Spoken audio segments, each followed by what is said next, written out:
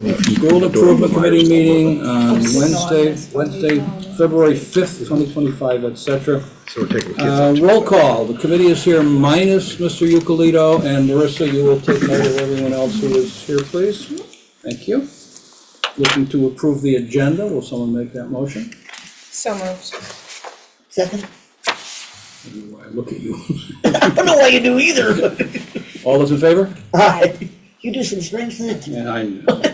And I'm looking for a motion to approve the minutes. So moved. Can I make a motion? Yeah, say what? Can I make a suggestion Well, or a comment on? Of course you minutes? can, yeah. Okay, under Don't vote, that's all. roll call for the minutes last time, Jeff and I should be under also present, not part of the committee. I'll move the minutes be amended then. So approving the minutes with the amendment as noted. Yes. Second. Sure you can look at it. Oh, sorry. All those in favor? Aye. Okay, we have approved the agenda, we have approved the minutes. Okay, come to the Public participation, Josh, is there anyone out there in Cyberland? And is anyone here hoping or expecting to say anything? And I will not read the paragraph. Discussion and next steps, and I would note that this entire agenda has been choreographed by Mrs. Ferguson. Thank you for that. Absolutely. And go ahead, start. So first up are the new course proposals. I believe we have two up tonight, right? And we have Mrs. McGillicuddy and We do. we have Mrs. McGill. Mrs. McGillicuddy. Yep. I don't know why I thought we had. Catherine, why are you sitting way over I'm there? not part of this committee, I'm policy. She's here to listen. Oh, you could have joined us anyway. Room at the end of the table. You are more than welcome to come to the table if you would like. So anyway, Maggie, you had a couple of really interesting course proposals. It almost made, one of them I almost wanted to take. Anytime. Yeah, I liked the Earth's dynamic, whatever. Yeah. Yes, Earth dynamic environment. Yeah, you want to talk to us about both of them? Certainly. So I have to say two things first. Thank you to our administration at the high school. They have been so supportive of us really moving the kids forward now that we have this state-of-the-art facility. We are so fortunate that we offer the courses that we do, and the idea of moving forward, I give them all the credit, truly. Also, with our new facility, I think it's really important to make sure that we're presenting courses with fidelity to the next generation science standards. There are three pillars to the next gen. Physical science, which is physics and chemistry, which I think we do very well. Biological sciences, we offer quite a few electives and college level courses for biological sciences. And the third pillar is earth science, which over the years historically has kind of lagged a bit. But with the changes to our environment these days, a lot of kids are showing interest in taking these courses, especially astrophysics. That's the one that the kids love. Everybody loves outer space. So the two courses that I'm proposing are Earth 1051, which is a Yukon course, focused on the hard rocky part of the planet. So it's a geophysics course. I am certified by the University of Connecticut. I actually am going for more training in March. And it's a college level class. It runs for a full year. The kids can get 3 college credits, which is such an incredible opportunity for our kids. An informal survey of students prior to our course selection. I've had about 25 kids express interest. It is tough because it's a full year. It takes up a really valuable part of their schedule, but already I have a great deal of interest, which is really exciting. The second course is astrophysics. So I've had, I won't say that it's my principal, but I've had people ask me, why isn't it astrology, first of all? And second of all, why isn't it astronomy? So astronomy is categorizing planets and grouping things together by like characteristics. Really, since the 1860s or so, we as a discipline have not done astronomy, we've done astrophysics, how things move, how they change over time, how they evolve. So as a half year, to really complement the other earth science offerings, integrated science, Earth 1051, meteorology, which is currently running now, and our oceanography course. So astrophysics is a half year course. foundationally looking at the origins of the universe, how things evolve and change over time, how stars, galaxies, and systems evolve. And the thing I like about this format of being a half-year course, it fits well into our schedule, but also I can introduce some really intense concepts, but at a level that I think will be meaningful to kids who might not necessarily want to go on to be astrophysics when they grow up. It's obviously, it can be a very math-heavy course, but it doesn't have to be taught that way. So I think introducing the concepts and having the math there to back it up for the kids who are able to do that is great, but I can also present it in a way that will be meaningful to kids who might not have that mathematical background. So I'm so excited about these two, I really am. Well, they sound really exciting to me. Thank you. Okay, well, we'll start questions in a minute. Andrew, did you want to say something? Yep, I would like to add, the value of the course, especially the UConn course, is that it's gonna open it up to almost everybody. It's not a selective, like an AP course, you have to have an honors prerequisite or anything, you have to have biology, and that's it, and every freshman takes biology. So it allows us to open it up the course, to get kids, more students to take UConn courses, which gets them interested in college. Okay, UConn has admission requirements though, don't they? UConn still has admission requirements, but the credits are good. The credits everywhere. are ours Yeah. anyway, and they get the UConn credit if they are admitted and. Well, yeah, they'll get the direct UConn credit, but either way, they'll get the college course credits, yeah. which Yeah, is- because it's a transcript credit rather than where AP is an awarded credit. So with the Right. AP exams, of course, you have to pass the exam, and then different universities will award different amounts of credit depending on what the course is. Thank you for the pun. Yeah, but with the UConn ECE opportunity courses, that's a college transcript course. It transfers pretty much anywhere that is a state university. Okay, and it'll take it, no, that's fine. Certification doesn't stop us from there's a place here where it says every science teacher can teach these. Certification's not an issue? It shouldn't be. I'm certified by the university anyway, but because it's technically an earth science class, if anyone has a general science certificate, Okay. we're covered. That's where I was going Yes, with we're it, because covered. you can't teach biology without, et cetera. Biology, And correct. Same thing with physics and Correct. chemistry, but that doesn't apply because of the way we named the course, Mm-hmm. okay? Concurrent enrollment in Algebra 2. I assume that trigonometry would be pretty important in some ways of approaching this. Are you going to do it without, or are you going to teach the trig you need to on the way? That's exactly right. Yeah, The okay. math that they need, I'll work through that. Many, many years ago in another life, I did teach math for a hot minute too, so I feel pretty confident that I can handle it. Well, that's good. I think that's all I had. A minimum number for the, and I guess, Mr. Scott, question for you. Do we have minimum enrollment numbers for these courses? So generally, when we launch a new ECO, early college opportunity, we try to keep that open because we want to get it at least 1 year or 2 years off the ground before we put a minimum requirement on. And you don't anticipate having staffing problems if we run this with fewer kids? No. Okay, thank you. Okay, I'm done with questions. Who else has questions? I have anticipated all of your questions like that. I don't have a question, Joan, but just a comment. Oh, please, please. The week that we ran before the building opened for kids, when we ran the open houses in the evening for families, I spent the whole night really just standing in the main entrance and saw, because it was the holiday break, so many siblings who are in college now were home for the break. So prior Torrington High School grads, right, were coming with their younger siblings to tour the new school. And I've lost count, honestly, of the number of kids who I was chatting with who were telling me, I'd say, oh, Ashley, what, you're a freshman or no, I'm a junior because I had so many college credits at Torrington High School when I entered, I'm already gonna do my junior year abroad as a sophomore because I was that far ahead of the game. So just generally speaking, I think. Yes, one of my former students came in yesterday. She just graduated from the University of Rhode Island early with a geophysics degree. And she's actually working with the National Science Foundation, Brown University, and the California Institute of Technology.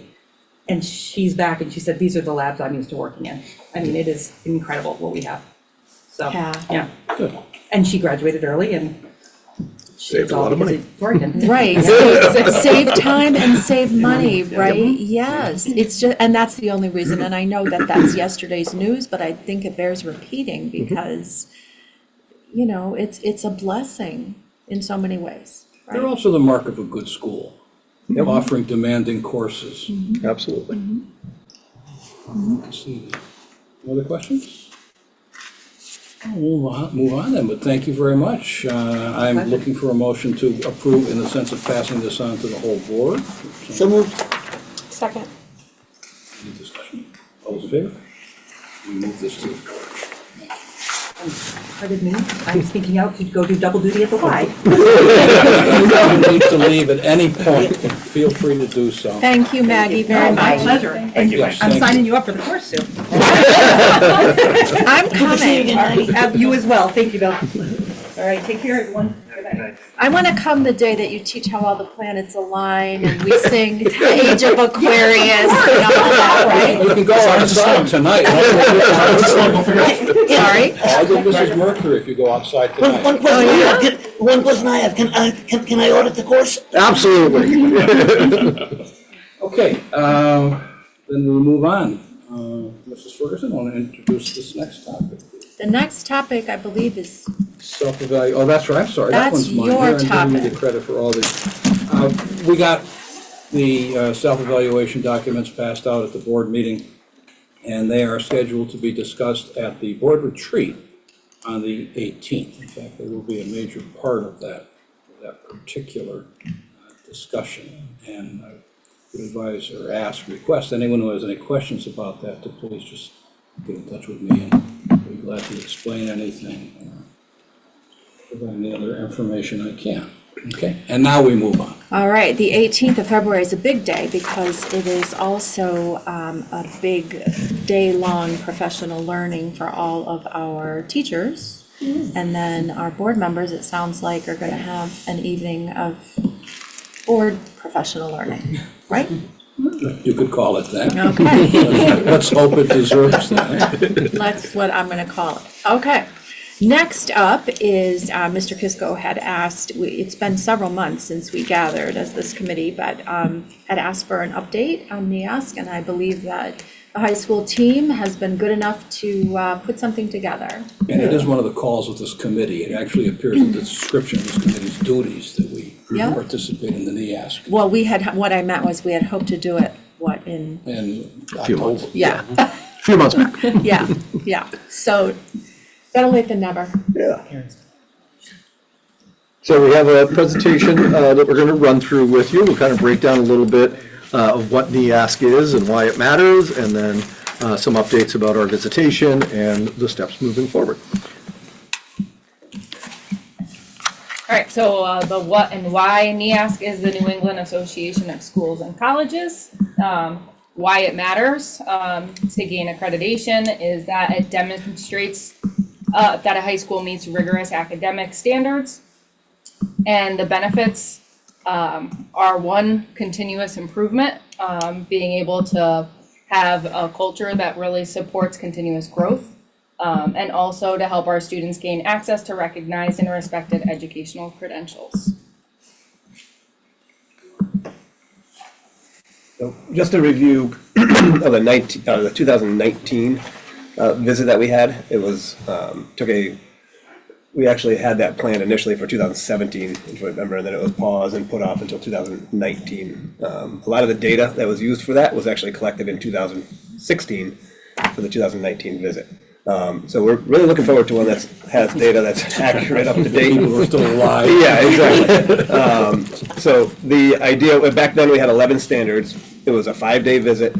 Times have changed now. They realize that it puts a lot on schools, and a lot on people going to visit schools. They have a hard time now recruiting people to actually go to the 5-day visit. Starts on Sunday morning. They don't leave until Wednesday night.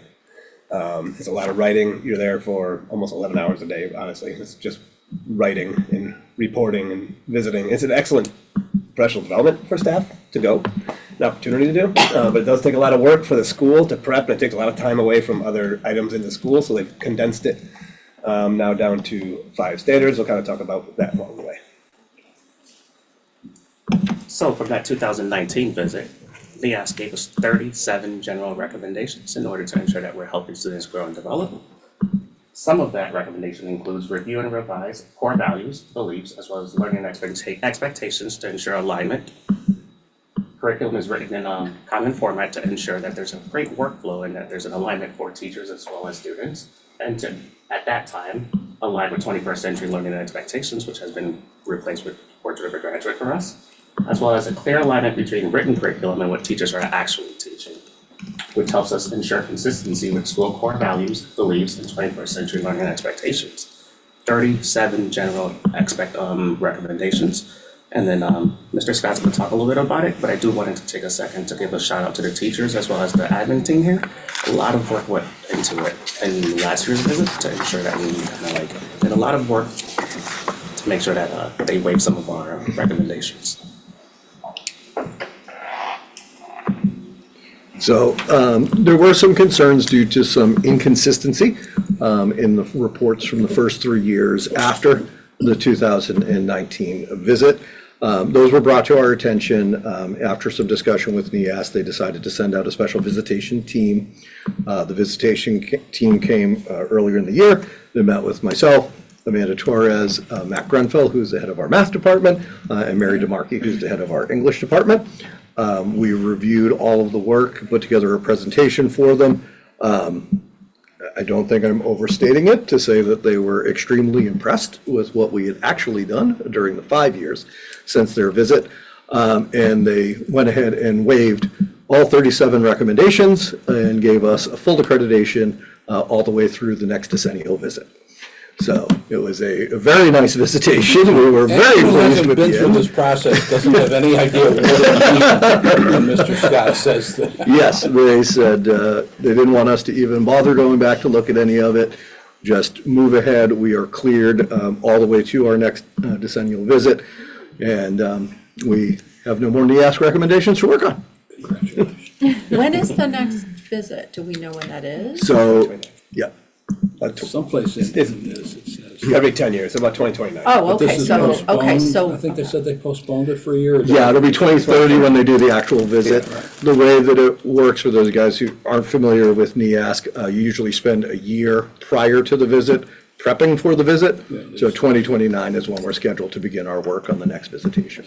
So we have a nice long period of time before we have to do that. So the next slide goes into the 5 standards that we are currently responsible and tasked with, making sure that we are proving that we can do this. A lot of this goes down to what's a self-evaluation. So we would run through a self-evaluation. Teachers have to collect evidence. Right now, Dr. Torres has been doing that along the way. Trying any kind of opportunity. I know we're all collecting evidence, sending it to Dr. Torres. She puts it in a folder just as a reminder. Makes it a lot easier when the time comes. We're not all running around trying to find the evidence. It shows what we actually do here. So it works. It's going to work pretty well, I think. She's got a great system going. And this just kind of runs through the 5 standards that we currently have. Like I said before, there were 11 previously, which all had their own indicators and had to be proven in each category. And they would come back with recommendations and strengths and how you did. And the letter is attached here to talk to Mr. Scott and how well they did on that report.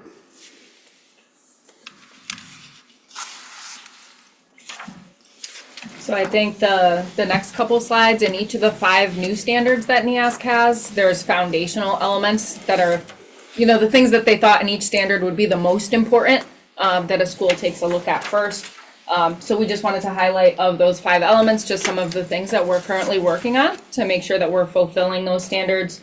So the first one, if you take a look at it, is all about the learning culture. And a lot of that first standard has to do with a school's core values and beliefs, and with that, the vision or portrait of a graduate that the school has.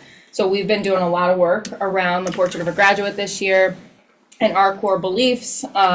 We've done that through trying to make connections with the TVAL system, with, we use Zello with our school counselors and with our students. can you just tell them we replaced Naviance, if that means anything to any of you, right, with Zello.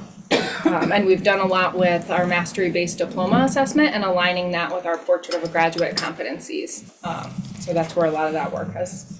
I just have to give a shout out to this team also with respect to Portrait of the Graduate. You, the board members will recall a few years ago, we had a guiding coalition where we actually developed the framework for our Portrait of the Graduate. So Brian and his team have taken that basic framework with the competencies that we identified at that time, and they are actually working with their administrative colleagues district-wide to kind of look at how those various competencies manifest at different grade levels so that we can really tease out what it looks like, what, for example, a second grader should be expected to learn and do, and how the second grader, the 8-year-old, might be able to demonstrate the various attributes.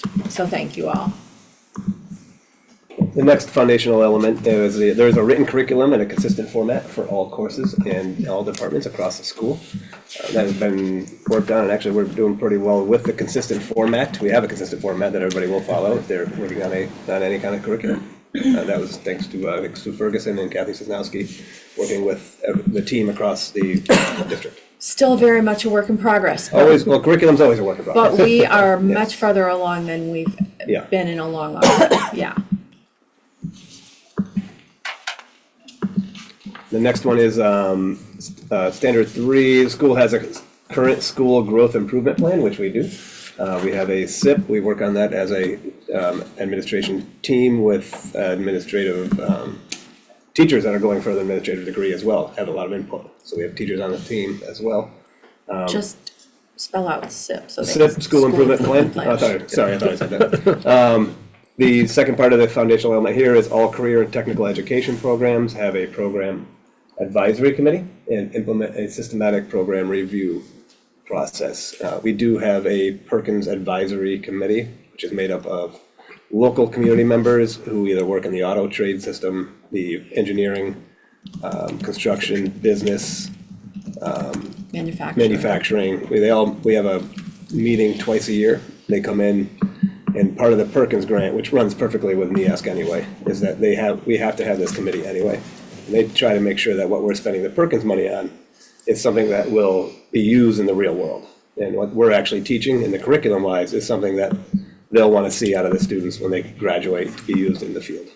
So it's nice to have that community connection. They're excellent. They're always willing to come in and talk to the kids too. So it's great.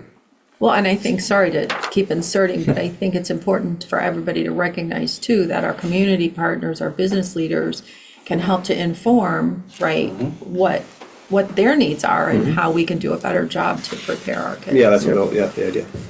What's the Perkins grant?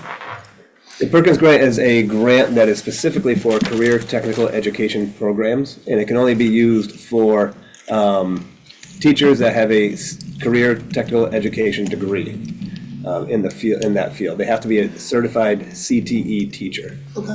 Yeah. And these predate the Department of Education at the federal level, don't they? Yes. Perkins. Okay, so that should make them safe from anything that might happen to some other programs Yes. over the next few years. Yes. Because this one's a real one. This one Yeah, this actually has does a been lot kind of of good. It yes, just yeah. does it quietly. Yep. Yeah, correct. Okay, just to follow up on Bill's Yep. question. Thank you. Good question. So the next foundational element focuses on learning support for students at all levels, right? From various levels to ensure that students are receiving the information, the access, as well as the support that they need so that they continuously are growing. And it focuses on MTSS, multi-tiered student support. When we first got there, what we did is that we did a survey of teachers to understand what teachers needed to know. From that survey, we developed a needs assessment. That needs assessment lets us know what professional development can we give teachers so that way they can continue to grow and develop in order to support students who are succeeding at the A level, B level, C level, and so on and so forth. And then from there, we created a committee where teachers actually went to different classrooms and then they were watching what was happening. And then we contacted at least 5 different high schools so that way we could bring them in and we could go to their schools so we could learn from them as well too. From that work that happened last year, we developed an academic side of MTSS as well as a behavior side of MTSS.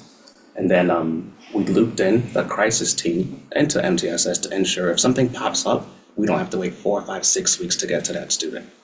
And then from there, we gave PD to teachers and then actually started working with some of the other schools in the district.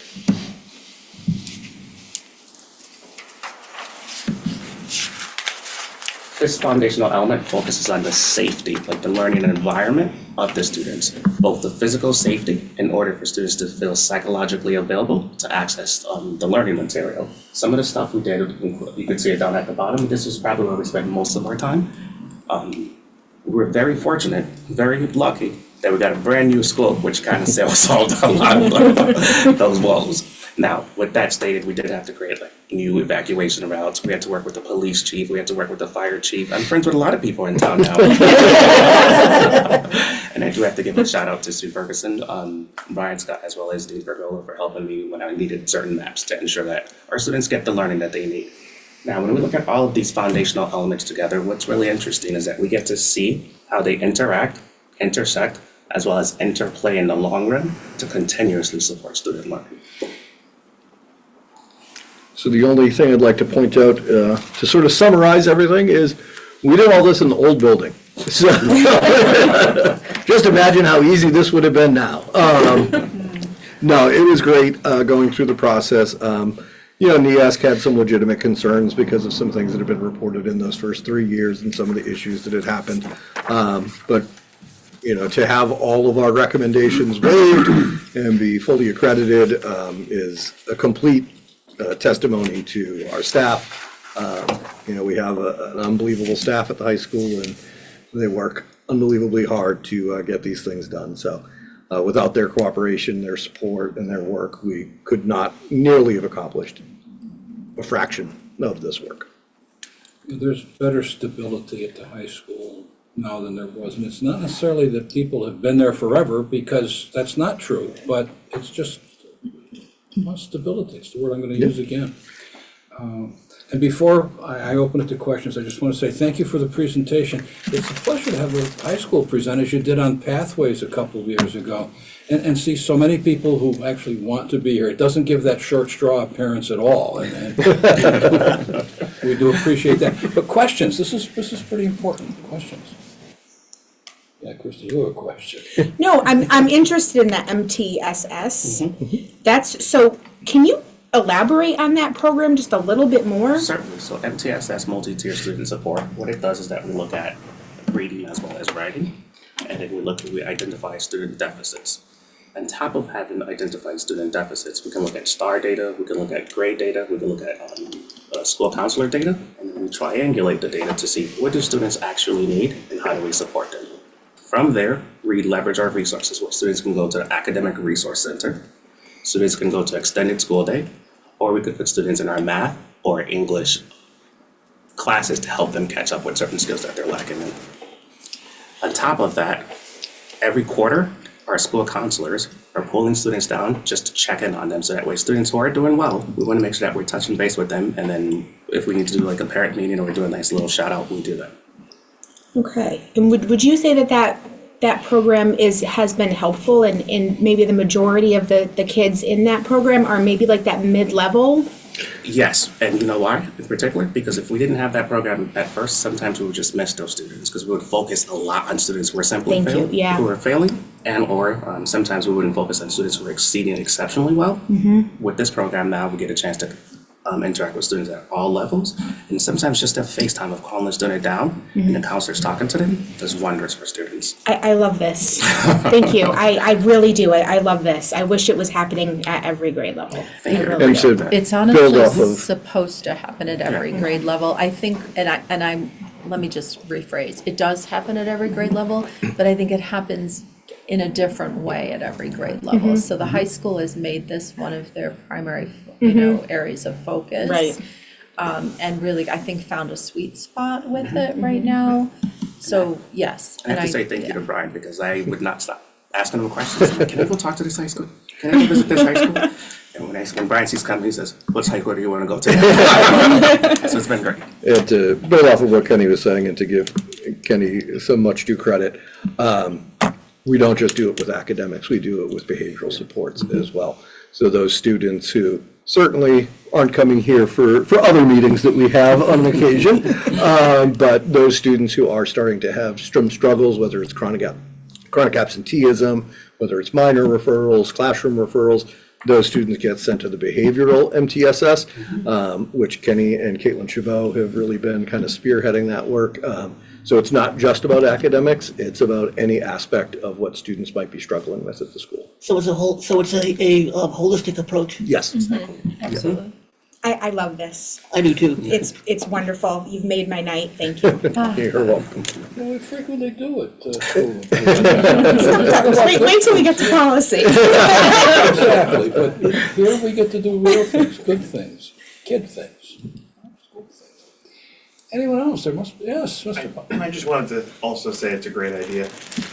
The big thing as kids get older is having an adult they feel comfortable with, right? So instead of just the kids who are having a problem, this encompasses everybody, so that even if they're doing well, they feel like they have an adult in the building that they can go talk to. It's, out of curiosity, is it the same, do you split up the load of, is it the same person that reaches out every quarter kind of a thing? Or is it just a group effort, like you're gonna catch all the students over the course of the year and make sure that everybody feels they know somebody? How do you guys handle that part of it? A little bit of both, depending on if it's at the start of the school year, we really want to focus on those freshmen because we want to capture them. And you know what the research says, if we don't catch them early, it's harder for them to graduate. And then as we move closer towards graduation or college application, we want to switch to like juniors or seniors, and then we just navigate as needed. And then we split it up across all counselors to ensure all of our counselors are touching base with students. On Fridays, what I do is I meet with my counselors, and then we go down a list of every 10 students to ensure that we don't miss anyone. No, that's great, thank you very much. And just to reinforce what Jeff said, every kid in the building has to have one adult, at least one adult, they can go to, talk to about anything at any time. And sometimes it's the custodian. Yep. Yeah. Usually it's a teacher, but not always, a guidance counselor, could be anyone, but every kid needs that. Every kid needs that. We're helping provide that? Great. It's a connection with somebody. Yes. Yes. And it ties in with that NEASC psychological safety piece, right? So it's not just the physical safety, it's psychological safety so students can access their learning. And NEAS seems to have slimmed down its Yes. program quite, which is good. Yeah. It needed it, it desperately needed it. I think you and I both remember Oh. decades ago when NEASC, and it used to take literally an entire storage room to fill the Co-chaired files. one of those committees. Yeah, I was it was a teacher brutal. one time, and a department chair one time. Oh. Yeah. And the 5-day ones where they'd come in on Sunday night, you Yep. had big dinner. This- Find a this is hotel. much better. This is- Yeah, you have to put them up in a hotel for the entire Yeah, visit. Put 'em up very in the- I'm just curious. We had them at the Litchfield Inn. I would say, yeah. Right? Yep. Yeah, I think it's right, yeah. Actually, the last time, we had them in Avon. Smart move. We had to, really, Yeah. Well, yeah. you can't always handle it locally, depending on your The Feather's community, not what open, else there's might be nothing. going on. Well, You have to right, do buses, and you have to. yeah, Yep. at the time, there just wasn't a suitable option, I'll They just leave it said at it that. At the time. We've been on a couple, and both hotels we stayed in were not in the town of the school. So it wasn't just, it's not just us. It's a Sounds like- typical, Sounds very rigorous. And it is. yeah. And they talk to the whole. So we're happy it's over. I can imagine. It's fun, and the Then it fun starts starts, when did you say, a few years from now? We have a few years. 29, before we have we to- got a few years. Okay. Well, good luck. Other questions, other comments, other discussion? Thank you very much. Good presentation. You're welcome, thank you. Useful and informative. And we'll go from here. Good. Oh, I guess. And you remember to read most of the slides, Yes. which otherwise I would be having a million questions instead of the two that I had. Okay, I guess we're moving to distinguished alumnus. Right, so John, I guess this is, you and I do this kind of collaboratively, right? So, Well, do you want I to, hope I give you most of the credit, because you do most of the work. no, I just do kind Almost. of the grunt work, but I don't know if you wanted to share with the committee just the history of this, or the, before we, I mean, I was just gonna share the document that is in your packet, the nomination form, sort of the timeline to discuss what we want to do about I will that. take one paragraph, just to say, this is another thing specifically mentioned in the bylaws as something that the School Improvement Committee does. It's that important that it gets a special recognition in the bylaws.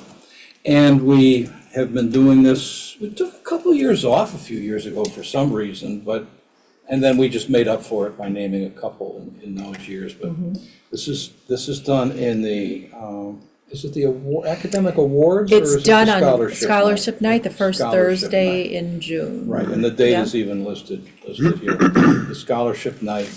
And it's a nice little ceremony, part of the ceremony where somebody will say nice things about the person who's been chosen and why they've been chosen, and then give them a chance to talk, and it has worked real well. And we look forward to doing this every year, and now we're to the document and the process. Right, so the form really hasn't changed much as long as I've been helping out with this process. We ask for nominations, we put it out through our media channels, it gets published in the local newspapers. We send it out to all TPS, as is the case with so many things, right? We don't really get things until the 11th hour, but then they come flooding in. I don't think there's ever been a year in the past 7 years that we haven't had enough nominations to really be adequate, right, for the committee to select from. I took the liberty of inserting these dates. This is a draft. It's certainly up to the committee what you want to do. I followed what we did last year. Typically after this meeting, like the Monday after this meeting, we would put it out to the press. We would get the press release out. We would put it out via our all TPS email system. We would notify everybody that we're accepting nominations. The other thing to mention is that we retain nominees for 3 years. So we revisit those that have come in over the past 3 years, in addition to the new submissions that we get.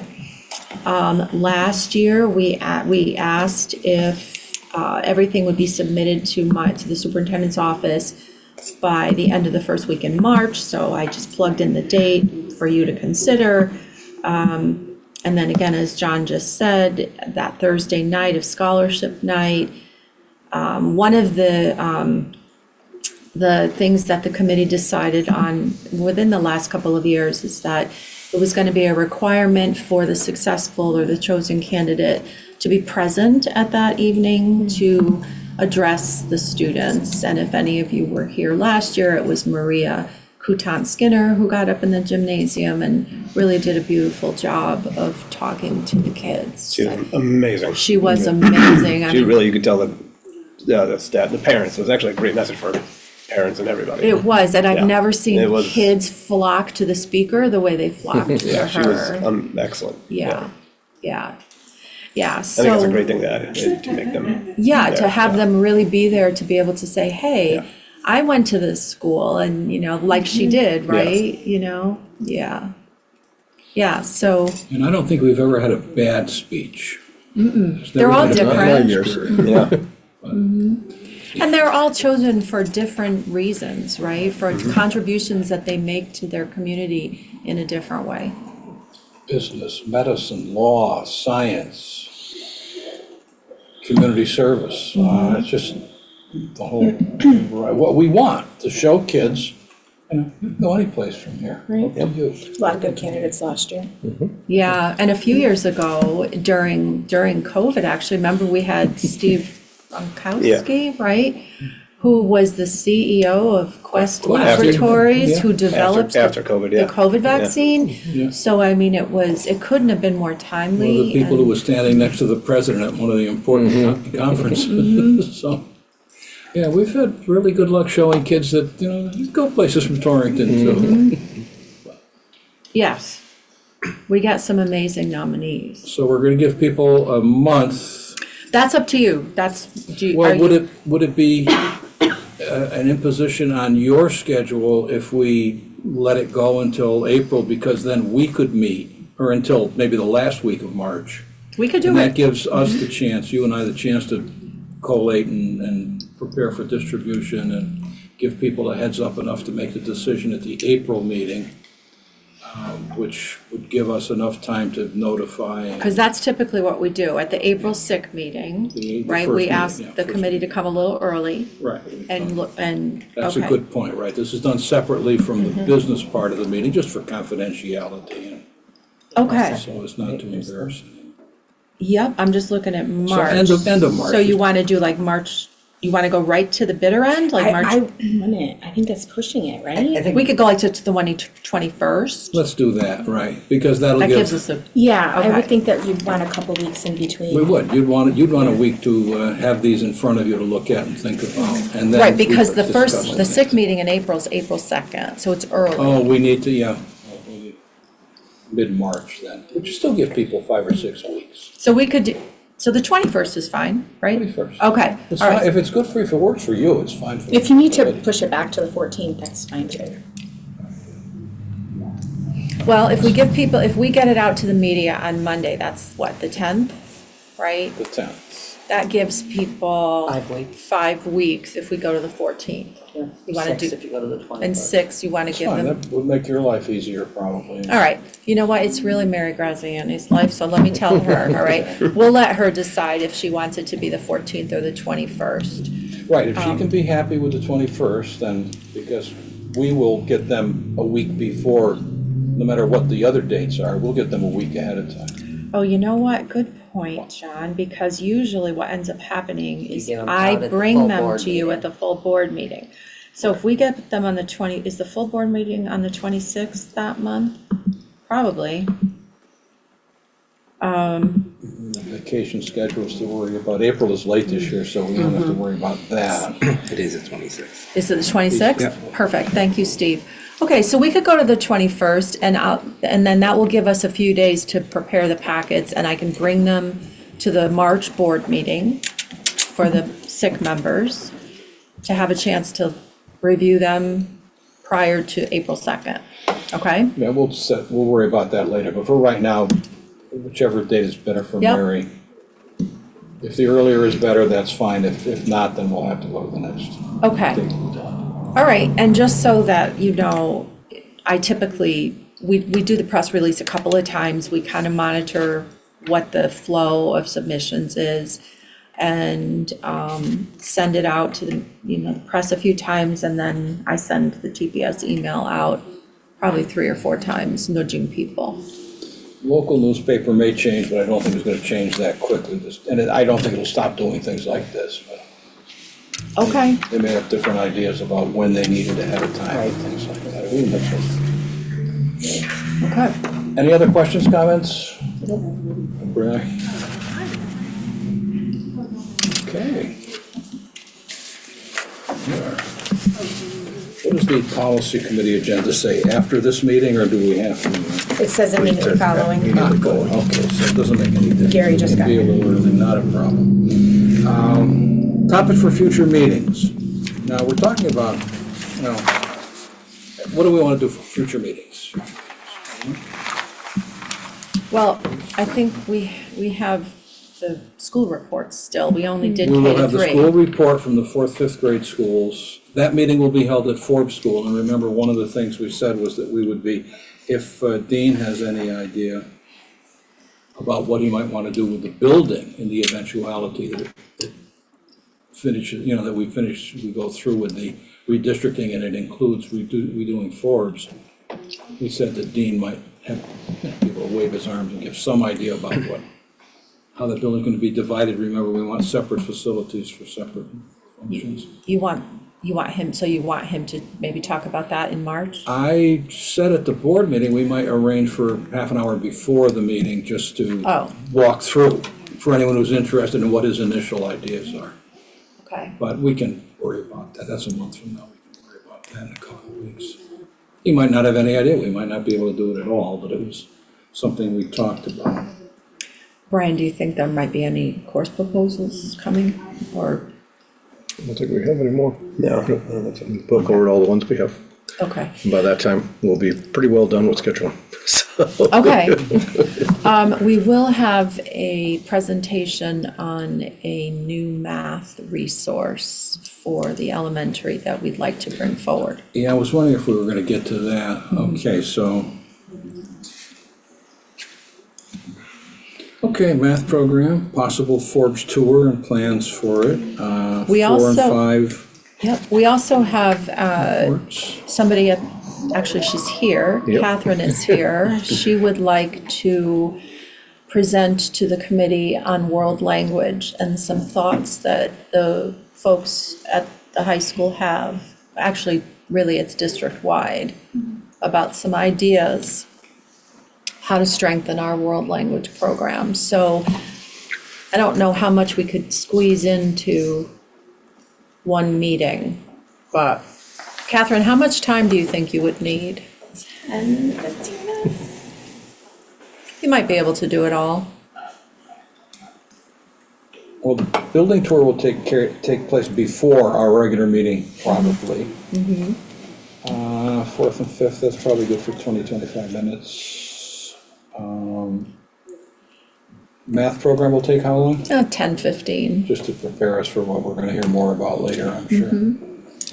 Yeah, we could do the world language. Okay, Earlier rather than later is probably a good idea if we're talking about changing the program, so. okay. You get that, Catherine? You're Okay. on for March. Yeah, I don't want to hear any more ideas for future meetings. Comments for the good of the order? Right. Congratulations, DHS, great job. That's Thank really you. exciting to have, you're all clear to go and ready to Yep. move forward for the next one. It was very nice. We were very, very pleased. Kristen? Thank you, good meeting. And again, I love that program. I just love it. Thank you so much for all your hard work. Really, thank you. You made my night. Next up. Thank you. Thanks for coming. Nothing to say? Nothing to say? My apologies for my tardiness. Not a problem. So, I'm all set. I talked a lot. Kim? No, I'm good. Just great job at the high school. That's very exciting. All of that, the course proposals, the NEASC stuff. Way to go. Always a good meeting. We always discuss good things in this. Josh, anything? Kenny? Thank you, Steve, for also helping with the MTSS behavior side. Amanda? That's it? No, thank you. Andrew? Yep, thanks for letting us present. Brian? Just want to again give a big shout out to my team, the assistant principals here. Amanda did so much work with the NEAS visit, it was crazy. And then also, there's a few of our teachers sitting out here behind you, but yeah, the amount of work that went into this was monumental. Yeah, it shows up and takes 15 minutes here, but it doesn't take 15 minutes. Correct. Exactly. Ellen? Thank you, great presentation, and it's great to see the enthusiasm and the passion, and it's great. Thank you, all the hard work. Bill? It was a great meeting. I enjoyed both of the presentations. They were informative. Like Kristen, I'm very excited about the MTSS program. Thank you. Great meeting. Thanks again for your hard work on NEAS. Congratulations. Thank you. Thank you, our team. Marissa, you're back there. Anything to say? I'm good. Buy Girl Scout cookies, right? I ordered mine. I had to make sure even amounts from each girl. And all I want to say is thank you, everybody, for coming and for all the work that goes into these things that we hear and Jill developed the agenda. Thank you, Sue, for that, and just everyone, thank you. And looking for a motion to adjourn. So moved. Second. All those in favor? Aye. We're adjourned.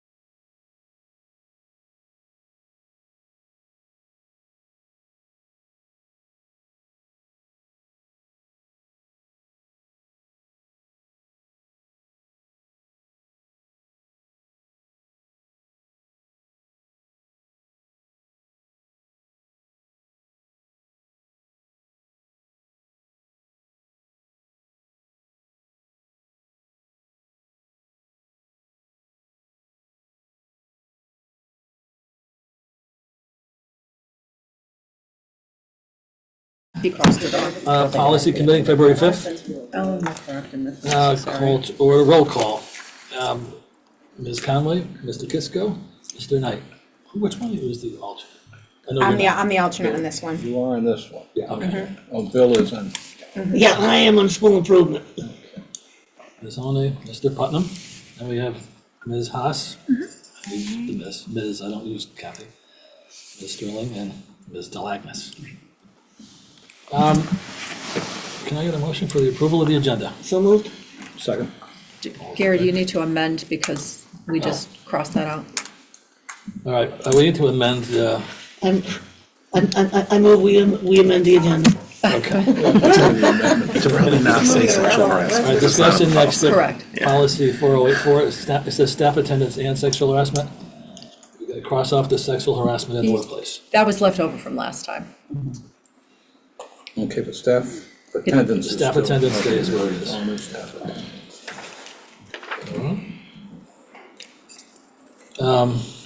Public participation, is there anybody on? Oh, I thought we did that. I would make a motion for the modification to the agenda, is that what I'm doing? Yep, so moved. Any seconds? Second. All those in favor? Aye. Who's looking at you again? So fifth, Ellen would agree to the way out. Looking at you. Is there any public participation on? No, there's not. Okay. Thanks for the heads up. You're welcome. Number 5, policy 4084 on staff attendance. So, there's just a minor, edit. If you'll recall, we added this policy April of last year, to it was a new policy that we added at that point in time. As of January 1st, 2025, there's a new Connecticut paid sick leave law, which, provides for employees to get, they accrue 1 hour of sick time for every 30 hours that they work, up to a maximum of 40 hours. If your organization already provides the employees more than that amount in their normal accrual, you don't have to give them any extra time, but there's just parameters around how they can use that time, and they can't be disciplined for the use of that time for those 40 hours. So my recommendation is just to add provisions you'll see in red, where we just say that the criteria that we've outlined in this policy is exclusive of Connecticut paid sick leave. I have Can a I ask a question. question about that? Is that okay if I do? You have to ask Gary. Gary, can- can I you ask can a do question? that. I'm not used to this thing, but, the Connecticut paid leave, is that different? Cause I know Sheila said she was sick on the day of that, and I'm like unclear. Is that in addition to our sick time as pairs, or can we, So that's what I just said. If we already give you more okay. than what the So if provision I have allows. sick, like say for me, say I have sick time, I can't use Connecticut paid leave and my sick time, I have to use one of them. They're concurrent, they run together, so they don't run separately. The Connecticut paid sick leave runs at the same time Okay, as your accrued time, and because as a para, you accrue 1.25 days per month. Right. Which far exceeds 1 hour for every 30 hours. So you already get more time. so this because of- wouldn't work for para people, is that's what you're saying? Like, Well, you couldn't- still have to be allowed to use the time and not have it count towards the discipline. That's what the purpose of the policy amendment is. Okay. So But if I have- basically, it's the first 40 hours, Correct. right? But I could use this Connecticut pay, what I'm saying, because in case people ask me, that's what, because I'm unclear It's too. nothing different than what you already get. So like, but can I use the Connecticut paid leave first You have instead to of use my it first. sick The time? first 40 hours is automatically Connecticut paid sick leave. But it's part of your sick leave. Right.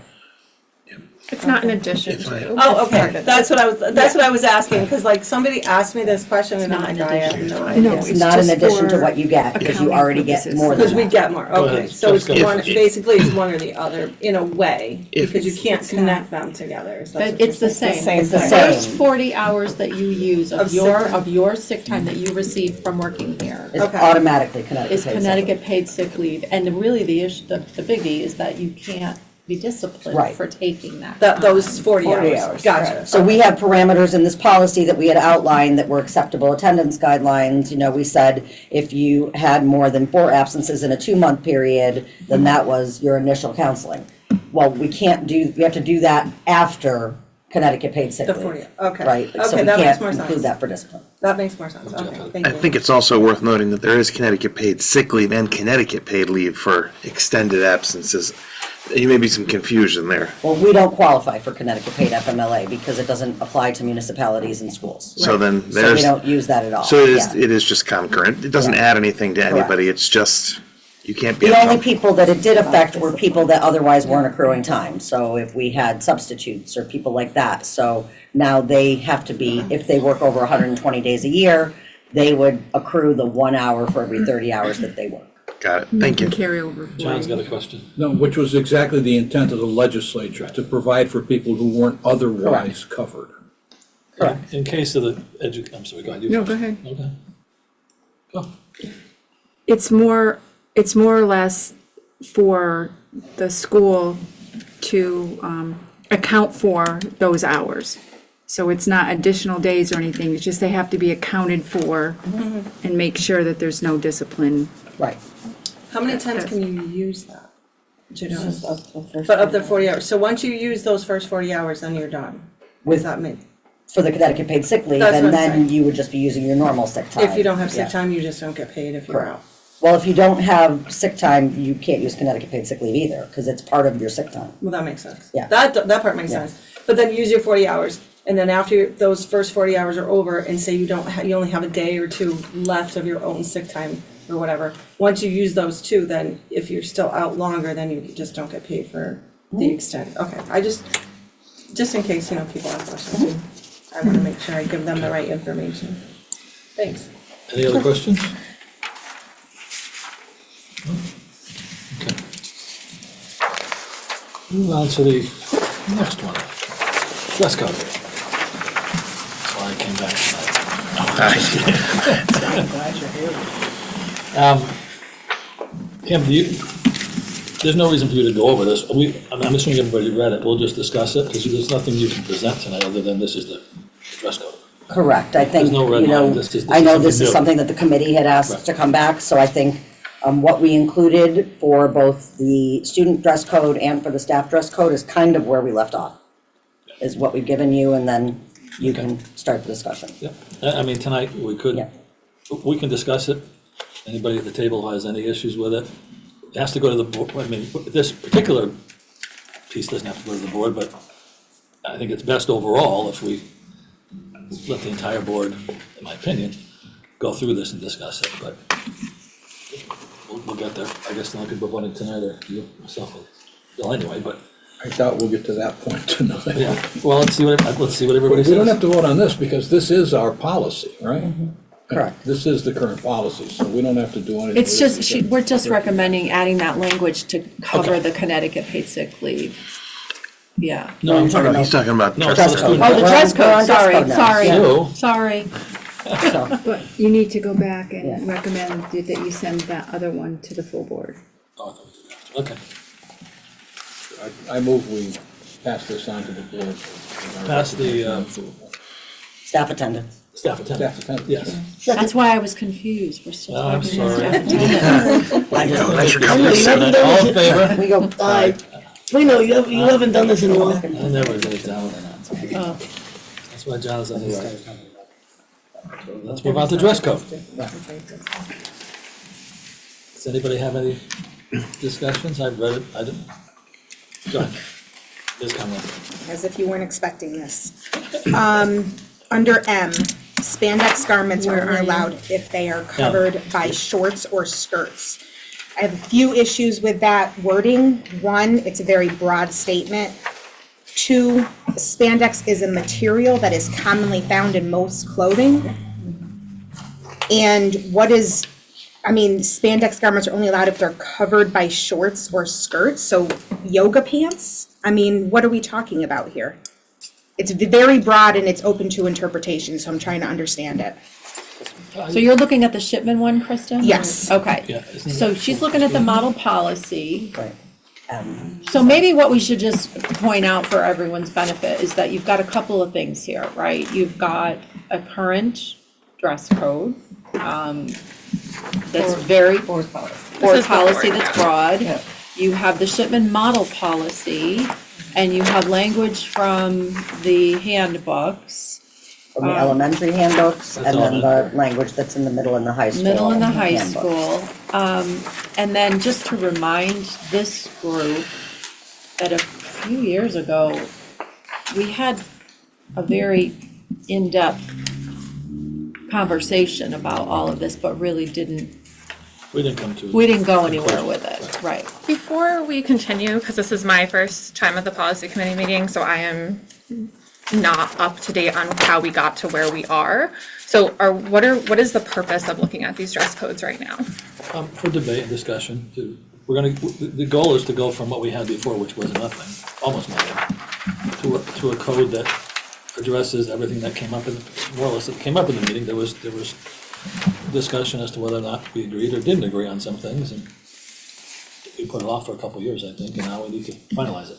And what is Going to the the shipment. purpose of making the dress code more specific? What is the purpose of that? Because we debated it and we thought it wasn't enough for the school itself, and we decided over time to go with something similar to the shipment. Can I just add too, Catherine, if you look at the current policy, it is extraordinarily vague and open to interpretation. Okay. Dress shall be established on the principle of modesty and good taste. Well, that's up to individual interpretation, right? And also quite sexist. Correct. I mean, I think there's Exactly, sexist it's parts of the very, shipment one. this is an antiquated policy. Right.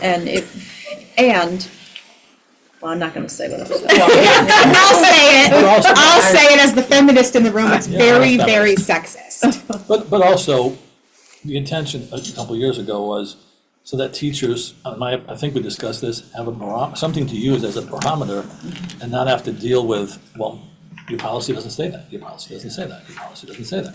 Or parents getting upset because one teacher may interpret it different than another. Andrew may interpret it different than Ms. Sterling, or whatever the case may be, or Yeah. and Sue Ferguson, Yeah. superintendent, assistant You superintendent. know, if you look at letter C, if there's a question of a student's attire, a staff member guided by the student handbook will decide whether there's an infraction. Well, what may be acceptable to me may not be acceptable to Steve, right? So, and I mean, not to really turn this into a ruckus, but I mean, we've actually had staff reach out to board members, Yes. to us here at central office, and ask for support because there have been many situations where, a student will come in and not be adequately covered.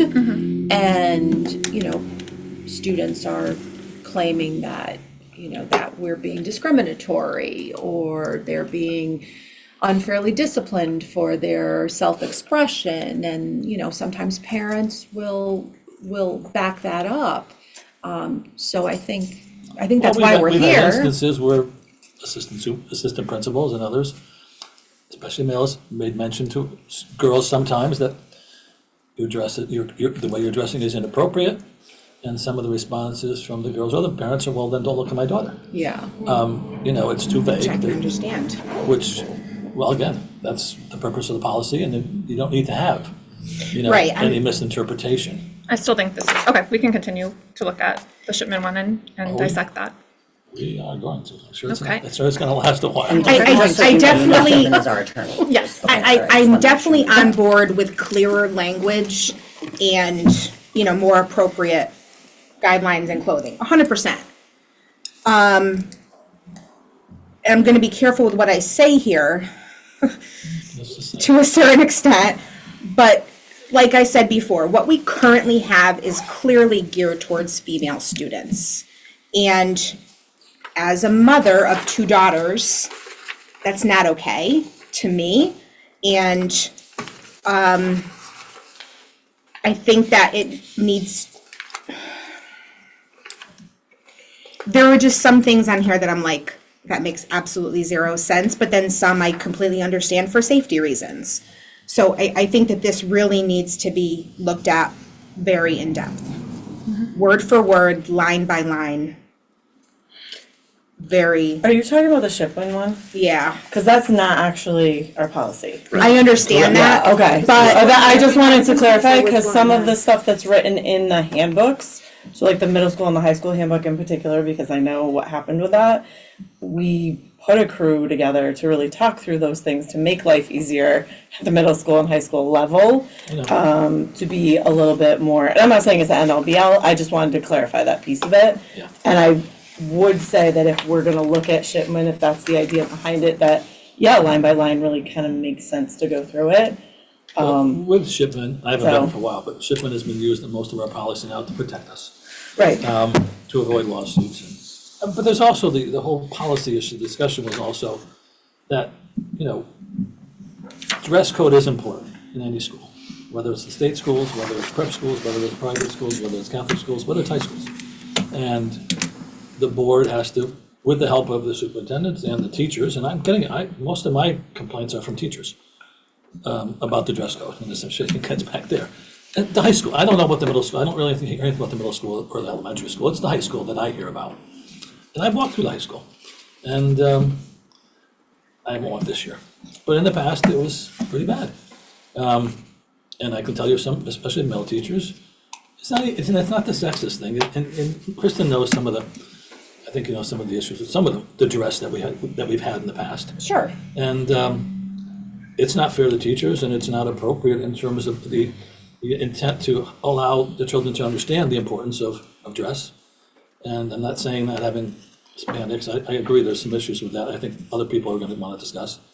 But it's also trying to bring a sense of honor, dignity, and regimen to the program. I agree with you. Yeah, so the teachers and the principals and the assistant principals can have some sense of pride in what they're producing.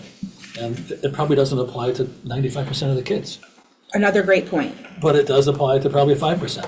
And I know a lot of people at the upper levels have been afraid to say anything, especially men. I personally am not afraid to say much, but I've never been a principal or an assistant principal or a teacher, and I'd be probably definitely afraid of parents coming after me. And I know teachers have said, I just don't say anything, because I don't want to get in trouble.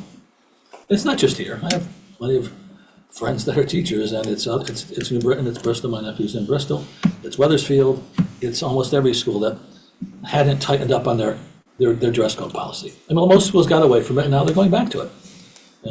But anyway, so that's how we got it. It was probably 2 years of discussion and never coming to an answer. And I think COVID hit, I think, right, or no? Or was this? No, it was after. It was after COVID? We were trying to tackle a lot of things at that time, right? I mean, we Yeah. were doing the cell phone stuff at the same time, so I think we just got a little And sidetracked. superintendent retired, or resigned, Yeah. we weren't a superintendent, huh? I think there was an agreement to settle on what Hillary just talked about, that the schools were gonna handle it through That's the right. handbooks. Correct. And we would possibly revisit the policy at a later date, but that, to I'm a- Sue's point, there was other, the yonder and everything was another priority. So I think the decision by the board had been to turn it over to the schools and let the schools Correct. handle it in the handbooks at that time. Which leaves room for interpretation, in my opinion. Well, that's why they're all in there, I think, and I don't know how long it's gonna take, but. I'm very much on the fence because I do feel that children need to express themselves, through whatever means they feel comfortable with. But I also agree with Gary that, we need to have some sort. Well, yeah, I mean, kids, the problem is we're a public school, and there's gotta be a line to be drawn, or something has to be drawn that accepts what kids may wanna do, although they have no rights in the school. I'm not saying, all my kids went here, so they all did great, and I always had my daughter to worry about, to deal with. Same issue. And that's not true. Students do have rights in school. They still have rights to freedom of speech and expression versus We're not, listen, First let me and I'll white. shut that down, we're not gonna get into that discussion tonight. Okay, please don't shut me down. I have an opinion, I'm but the chair, Yeah, but you have listen, to follow out of the order, Right. out of order. You gotta wait to be acknowledged. okay, Let's go to I it. apologize. Listen, if I say you're out of order, you just have to listen. We're not here to talk about whether they have freedoms or rights or those stuff. I've studied this for a long time, you've studied it for a long time. The debate is not that. The debate not tonight is the policy. And we're not gonna discuss the student rights, as far as I know. Are we, anybody have that issue tonight that they wanna discuss student rights? It's not on the agenda. We're gonna discuss student dress. That's what we're discussing. The Board of Education makes the final decision amongst us. There's not gonna be complete agreement on this among the board. but we're gonna go through this tonight and decide what we're gonna move to the board if we do anything tonight at all. We may not move it to the board. And I can tell you, I know 3 or 4 who don't agree with this on the board, so it will be debated. But, you know, we're gonna deal with the issue we have, otherwise we get into other issues, which we can't address tonight because it's not on the agenda and it's really not appropriate for tonight's discussion. Otherwise, we'll be here for hours. So that might be a suggestion at the end for future meetings, but it won't be a policy discussion, what you're talking about. That'll be a school improvement committee discussion more than likely. Student rights and those things. Straight to jail. Not really, that's just Regular board. legal. Regular board? Or It's legal. legal, which makes me remark that if Shipman is sending this, it's legal. Now, 2021, is there a more recent version of this, or is this the one they're still sending out?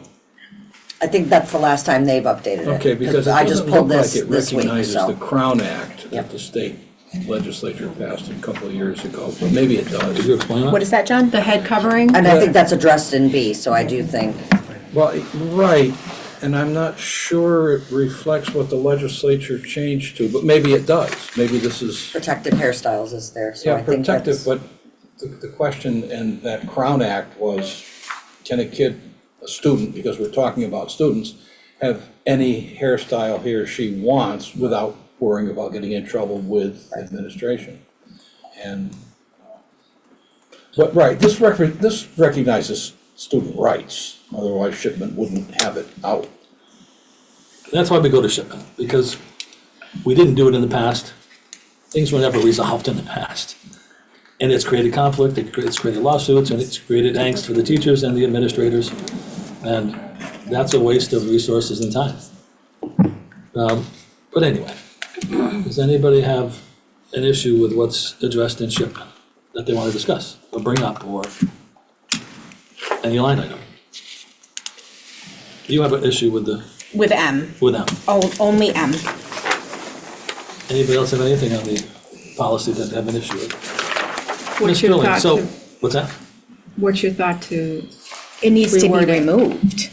Like I said, it's too broad of a statement. Spandex is a clothing material that So, most yeah. garments are made out of. right, but what do you want instead of that? Just take away the whole sentence and just leave Well, the first sentence? yes. Well, when we talked I'm about just the. I mean, it's, what this is saying in, without saying it, is that you can't wear leggings. Yep, that's exactly what it means. And You that's, can't wear that's it. the most ridiculous thing I've ever heard of in my entire life. I'm not arguing with you, I'm just No, I just, it asking. needs to be Okay. removed. Well, It just, it's, that's sexist, and it needs to go. how about something like this? Whether they're Lululemons, I don't know anything about spandex. I spend $98 on a pair of Lululemon leggings and my kids can't wear them to school. But one of the. That's what I'm saying, like, I know, you're on the same page as me, this fires me up. No. But one of the things that was discussed was if the decision is made to go with the Lululemons or whatever they're called, that the only thing that people had thought, and some of the parents do, I think some of the teachers, but they wear some sort of sweater or something else that goes to a certain point. That was the only thing that was. Well, they're not gonna wear a crop top with it, I mean, cause Well, I understand, that's but- covered in, that's covered in another line item. Right, but I think what he No, means but you're is, trying to bring it to a point where there's, go ahead, you can talk. so spandex, in my interpretation, spandex is anything tight, okay, covering Right. your legs. Right. Okay, so it's essentially saying to me, that's only allowed if a skirt or shorts are worn over it.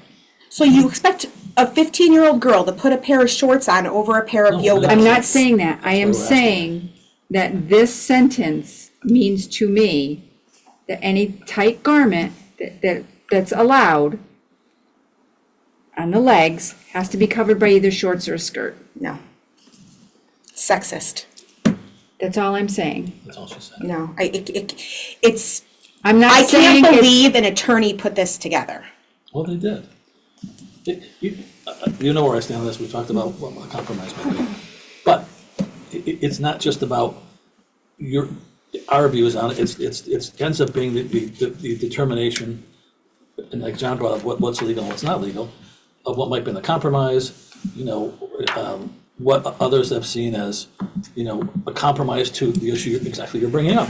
I don't know the answer. I have 5 boys and 1 girl.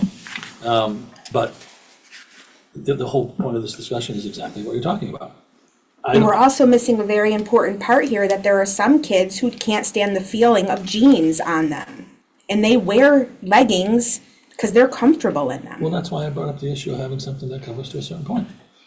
That's what I bring up as, and I'm not saying that's. I mean, honestly, I've said this to you before I was a board member, and I'll be honest with you, this is one of the main reasons why I ran, was this policy. You can't say spandex garments are only allowed if covered by shorts or skirts, and then not, I can't say No, it. what I'm saying is, you change it to reflect what can be worn. What somebody else may suggest as being acceptable for wearing Lululemons, yoga pants. I don't even know what spandex is. But Ms. Sterling, go ahead. Can I just make a suggestion? Yes, please. If we take a look at what we have, and really both elementary, middle and high school, I think primarily we struggle the most with middle and high school because, children have gone through puberty and everyone's worried about whether they're covered appropriately or not for school, right? The way that this current handbook, handbook guidance is written, is there more that we could add to this to make it a little bit more clear, but that may not be so particular? One of the things I struggle with in Shipman, and I'm not saying not to use it, I'm just saying in my experience as an administrator, what we battle with students in dress often has to do with money. We have kids that come to school that wash their clothes once a week, if that. They have rips and holes in jeans and shirts. We also battle trends, right? So this trend, and this is why I'm curious if there's actually a more updated policy specific to the line M, has to do a little bit more with a trend that doesn't exist. And so when you go to try to find clothing in stores, primarily for girls in that case, it's hard to actually make that dress work. So the other piece that I was kind of looking at with the Shipman piece is like the coats and jackets. This almost comes back down to, are we using lockers or not? Because we have kids that don't actually have sweatshirts that wear their coats throughout the school day. We temperature check it, right? We want to make sure they're not bringing anything that's unsafe or using it in that capacity. But in a lot of cases, we have kids that do not have the clothing that some of our other families do. We have a huge gamut of socioeconomic background in Torrington. So this is a consideration that I think we should just be mindful of. So I don't know if it's a little bit more helpful to take a look at what we currently have in a handbook that makes it maybe a little more specific, because then you run into, you got elementary school kiddos wearing skirts that maybe need to have cartwheel shorts underneath, you know what I mean? In addition to high school kiddos that are wearing things that are too short, too whatever. And then we've got the trend of the baggy pants coming back for boys. So that's a whole other piece. Oh, yes. But again, I'm not saying I agree with everything on this because we're going to have a long discussion, but right. You have to get to the point where I know some kids, Torrington's always been a community that's had economic issues. I have 5 kids, my dad was construction worker, my mom never worked, he was never home. So we never had new clothes, we got hand-me-downs. Never had a new pair of pants in my life until I got a job. But there is a parental responsibility as well. So whatever the dress code is, and it may be, like you said, there's some kids have a jacket, well, we have to find a way so that maybe he gets a hoodie. But you can't have every, and I know you don't think this, but every parent deciding, well, I can't afford to buy this for my child, therefore I'm gonna send my kid to school with what I want, because that just creates chaos and it creates issues for you and everybody else. There's gotta be some determined level, which maybe some of the elementary issues, I thought you were gonna get to this, the Lululemon spandex things, or how middle school I handle it, but maybe you have a better idea. But I originally was against her idea, that's why she hates me. They used to hate me. Used to. But Used to. Part-time now. But We're sort of friends now. after talking to my daughter and other people, I was pulled toward Lululemons are fine. I can understand the trend, but as there were parents in the audience who also objected, but they also suggested wearing a sweater over or a shirt over it to a certain level. I personally would probably be okay with that. I can't speak for the rest of the board. Like a tunic length you're talking I don't about. even know what a tunic is. I know. That's what he's talking about. I really just think, because The way it's written, you don't like it all. I don't like the I way it's understand written. that. And it's not just that I have an issue with the yoga pants being mentioned here, but also spandex is a material. And you could look at any label, and probably 6 or 7 times out of 10, you're gonna see spandex. So the wrong word is, spandex is the wrong word. It's the wrong word, but it's also a very broad statement, and I Some just don't. sweaters have spandex in them. Exactly. What you're really more looking for is skin tight, or you're But looking. then again, we're saying yoga pants. Well, yoga type. But that's so. So are we gonna outlaw gray sweatpants? I think. I don't know. No, I don't think that's the point. But that's exactly what we're saying here. No, but if you- Yoga type, I don't know what the word is. But Yeah, there's a better word in here Is that the word needs for to that, come Mr. to. Owen? I would say leggings. At this point, it leggings. sounds like we're talking about leggings. So I think there's maybe 2 layers here. One is making sure that kids are appropriately covered, which is why we had that bullet that says, wear clothing that does not reveal parts of the body that should remain covered and or reveals your torso or undergarments. So far, I will speak for the middle school, high school could maybe echo in, that has worked for us very well, actually. And then if you want to go into the legging thing, I think you're going into that territory where we're worrying about trends, where we have kids that do not wear jeans. Jeans can be just as tight, depending, and so then we are walking a fine line of judging that. And as an administrator, that's really hard to battle.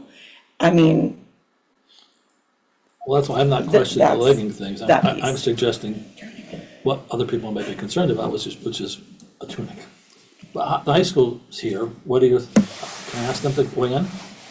Go ahead, do the chair. it's your. No, I know. I didn't see Mr. Scott. Do the chair. You ask anybody you want. Well, I just don't know if it's Sorry. protocol, but. Bring you into this conversation. So, we do follow the dress code policy as listed in the student handbook. I just pulled up, just out of curiosity, in terms of students who have been dealt with for dress code violations, we've had 156 dress code referrals this year. It is the 6th highest infraction in the school. So certainly, I would say there are not very many teachers, if any, who are afraid to use the policy. What we've had great luck with is we have moved to something that greatly mirrors the cell phone policy, whereas the teachers do not address a dress code violation directly with the student. They submit a referral, they notify the office. More times than not, Ms. Torres is the one who deals with the student. Me too. We're similar. Yeah. So, in terms of how we handle it when the student does get referred, in order to try to keep kids not out of class, we do usually offer the student an opportunity to change their clothing and then return to class, rather than sending a kid home or putting a kid in in-school suspension. And I would say the vast majority of students take that option. I think everybody this year Yeah. took that option. We have had kids refuse in the past. Last year, but- we had a few students who chose that they would rather go home than change their clothes.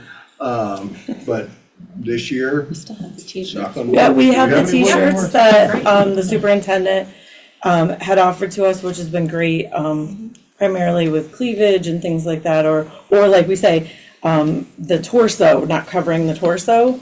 Those work out beautifully. Kids have come down and said, hey, can I have a t-shirt? I'm kind of uncomfortable. Yeah, so we buy Oh, really? we buy Yeah. them regularly. They have, So- we have buckets of them. But the torso is addressed in here, so I'm just trying to figure out why the issue with the leggings, if the torso's addressed. Well, the torso's in our statement. Is it in the shipment? Because I feel like I. Yes, Let me go back, hang on. Okay, skirts and blouses that reveal the abdomen, Yes. chest, or underarm.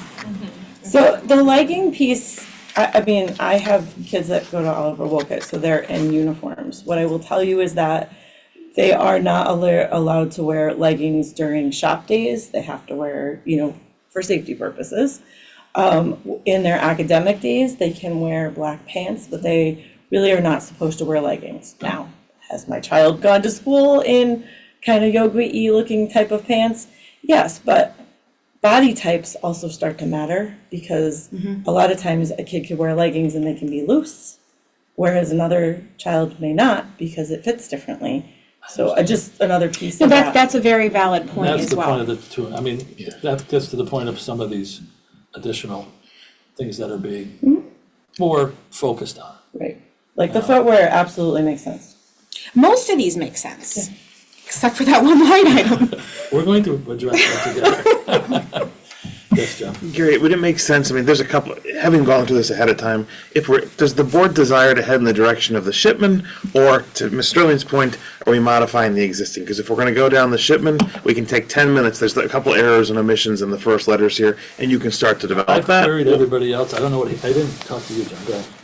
No, just saying that CABE may have a policy on this too. And Shipman may have an updated policy, so to just look at this one policy, we might be missing something. We think that Tunic, by this the way, is the you most said you up to know date. what Tunic was, Gary? This one Robin, is, what Tunic? this one? For shipment. It was last year. Cave, I don't know about. Yeah, we didn't look at CABE, but I do believe that this is Shipman's most current policy. Kim's Could gonna well double. be, I just, I double noticed check. it's a few years She's old. gonna double check now. Catherine, did you have something from No. a teacher perspective? Well, I was gonna kind of agree with Hillary just on some of the, like the cultural and fashion trends. I think we need to take that in consideration. I also think that leggings are the new pants, and so I don't think that them being covered by shorts or skirts is necessary. We don't cover our jeans with tunics or shirts and skirts. They're just as tight. They're the new pants, and so I think that this does kind of border Title IX with like being specifically towards females. And so I do struggle with that language. I don't know if it does Title IX or not, our lawyers put it together, we get sued, they have to defend us. I'm gonna go, I go with the lawyers, I've learned to go with what the lawyers say. I'm not Regardless, saying this, I I'm not think- saying this policy. Right. I'm saying they address the legals, because in the past we got into trouble, but I know, I'm gonna call you Hillary, but Ms. You Sterling. can, you can. I'm okay with it. I'm Hillary. I think that, Only one of me. I mean, I know, I queried other people on the board, they wanted to start with a shipment, now, we don't make the decision. And we decide whether we pass it forward, but I think John would probably make changes, and maybe Mr. Knight, and you can't vote, but you may have suggestions, but what's your thought on shipment versus not? Because we're trying to get it done, I don't see a problem with it, I have a problem, somebody brought up the issue that Kristen brought up, I understand it fully, that was a year ago that I thought, I started talking about it. I mean, everything else gives you guidance. You know, kids are gonna show up with the most current trends, and if the teacher thinks that it's appropriate, you know, or the principal does, then it gets passed, Yeah. then you let it go. So But like oh, sorry. let Ellen go first. Sorry. Want to read it? I didn't see the hand. The shipment policy is a suggestion, Correct. okay? And from being chair of policy for so long, There you go. no, I wasn't, in my world. Yeah, I know, I'm just kidding.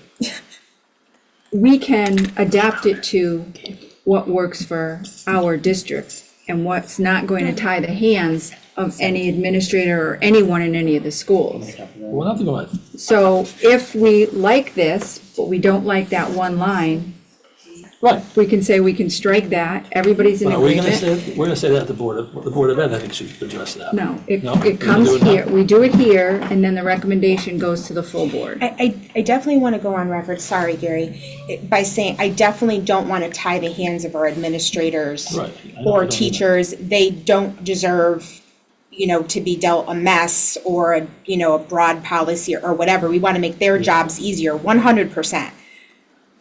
It's just that one line item. Right, yeah. Go ahead, John, let's. No, just to make the point, to reinforce what Mr. Scott said, those referrals to the teacher, word on the street is that those get addressed pretty quickly and pretty effective, to just, you know, to add that sort of Yeah. informal. So, do you wanna strike that M for now, or make a modification, or let the superintendent and, I guess, let the board discuss that? I don't, Ms. Ferguson. Kim just, first of all, she just checked the model policy index for Shipman. This is their most current version. She also just looked up CABE, and she's printing out copies of CABE. It's very dense, it's long, but everybody can get a copy and look it over at your leisure, maybe, because I'm sure this discussion is gonna be ongoing, right? Well, I would like to get it out of here to the board, so board can just can make their suggestion. I mean, the board members say, look, I want to take out four, A, B, and C. But if the one thing tonight is M, I don't know if John's going to pass it along, but So my, go ahead. my thought is to think about what battles you want us to fight with our students in front of us that would ultimately help them to learn better. Like I get the idea of dressing for success and that sort of thing. Our society and world has changed a little bit. That's just kind of maybe a frame to help, because this is a lot and it's, everyone's gonna have their own opinions. but That's all. I understand. I have a really unpopular opinion. Uniforms. Yes. I was gonna tell you that. I have a very unpopular I opinion, brought that and issue Gary up before, knows. everybody shoots me down. If you want, it's a great equity, I mean, if you want to talk about equity, there's no better equity than uniforms. And that's one of the reasons why I'm in, Um, not that but my I- vote doesn't matter, I don't get a vote. I know, and I I don't still think, want to hear your unpopular opinion. I'm not as sure of it as Gary seems. Why I think it's unpopular? No, your opinion, what is it? I don't think you heard. Uniforms. Uniforms. Yeah. My granddaughter goes to a parochial school, all-girls parochial school, very good school, uniforms. Even though Yes, it's all that's a girls, parochial uniforms. school. This is a public. well, no, the state school. Yeah, it is a public school. I don't know, I just have of the opinion that the way that you walk out into the world every morning has an effect on the way that your day is gonna go. And I have been at our high school as the kids get off the buses and out of their parents' cars. And many times there's more skin showing than there is clothing. And again, as Gary said, you know, it's a small percentage, but it's a huge distraction. And I don't know, I guess I'm showing my age. I just feel like our kids should do so much better and could do so much better. And I think it's a sign of self-respect even, you know, Well, just. I agree. I've probably looked at 20 studies on this. Whatever we do, we do. There is a benefit to a policy that's tight, that says what you can and cannot do, and tries to eliminate all those other things, like trends and things, but I think teachers can handle that themselves. But there is a purpose and there is a reason for a policy that allows the students to understand the importance of dress. I'm not talking about for careers, because most of my family's construction, you don't wear a uniform for that.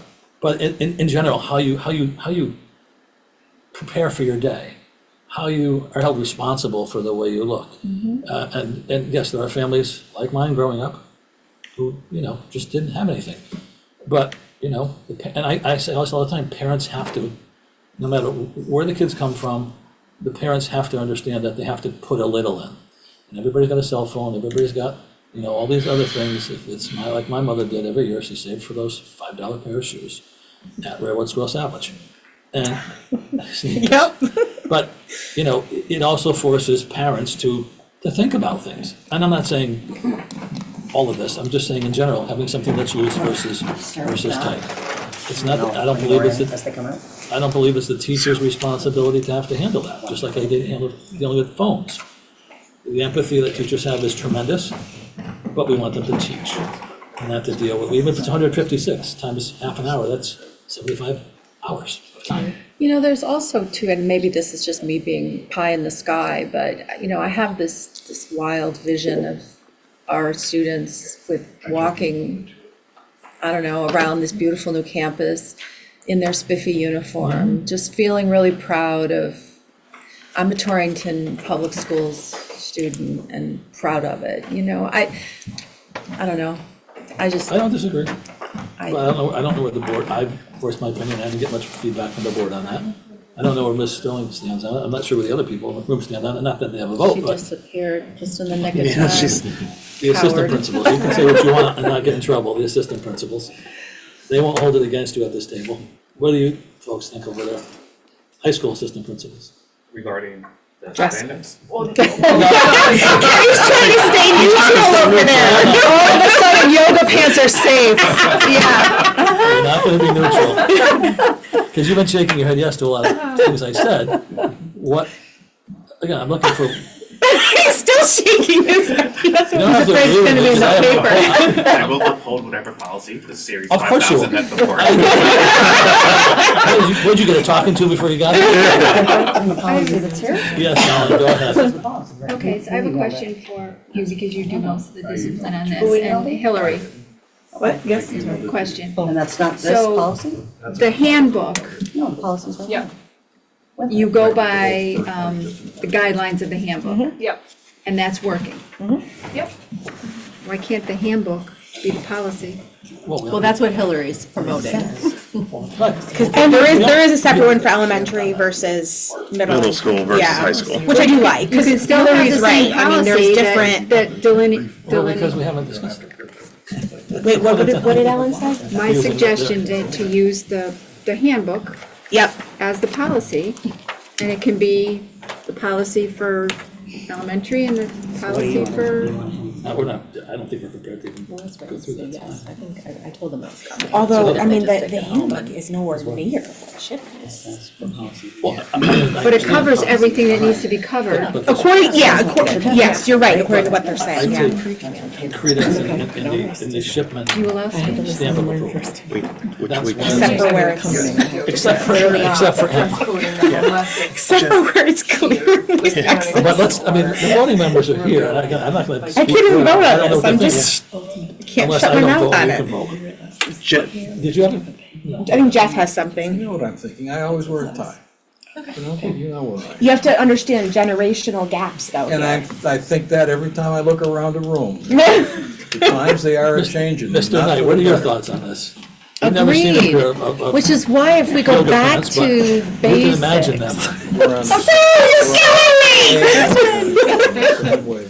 What are your because thoughts on this? Do you have any thoughts on this? No, I don't. What did they just say? Okay. In fact, if it comes to a vote, I'm going to abstain because I don't recall hearing anything about this document. Oh, okay. Oh, the dress, okay. All right, well then, We should probably, we'll probably meet with him separately and maybe Yeah. just go over it. listen, personally, I'm okay with shipping because they are attorneys. I would take on them for now and renegotiate that personally. Otherwise, you know, if it's close to the handbook, otherwise suggest tonight, you know, what the changes might be, because we'll be another year if we start going to everything else. If we want to merge some stuff, make suggestions tonight. Yeah, when we tried this last, remember, we I know. were fighting about baseball had brims, for heaven's sake. Yeah, that's where I'm gonna go with my next. Oh, God! Not the baseball guys, but I have a good memory. I remember the conversations, and I remember this is almost the same shipment policy we looked at last time. So if memory serves me right, we all agreed in letter A to just get rid of the last sentence because there was a disagreement about lockers. Who has them, who doesn't? At the middle school, they don't even assign them. You have to ask for one. Right.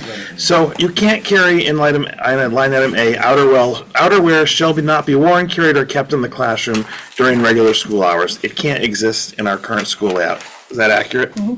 Great. Which school, high school? Any. Well, they don't all have. But don't they have them now? Aren't they assigned lockers to the new high school? Students can request lockers. Request them, okay. Same thing. Sorry. Same for the middle But school. that was the Yeah. discussion last time. If we're paying for lockers, we should use the lockers. So Well- I don't want to get into that discussion tonight. Right, so for now- Because I heard from the other board members already. So, Yes. but you I'll put can't. it. It's That's a the possibility. same type of, I get what he's saying. So if you want to be able to move it forward with room for adjusting and enhancing later, you can't carry it forward with lockers requirement because not every kid in the school currently is assigned a locker. Well, you can move it forward with the requirement that they have a locker. Well, you could do that, I That was guess. the But suggestion last, I don't know what the answer is. But that's not part of the policy. Well, the policy can modify it. You didn't really say where you stand, Ellen. Do you have like a preference? Like, I know I've kind of monopolized the female part of the conversation here. Do you have anything? I Well, you be quiet. like, Exactly. We don't know, you know, I like the. because you know where we're heading. I know. I like what's in the handbook. Because it says everything and that's what they're doing now.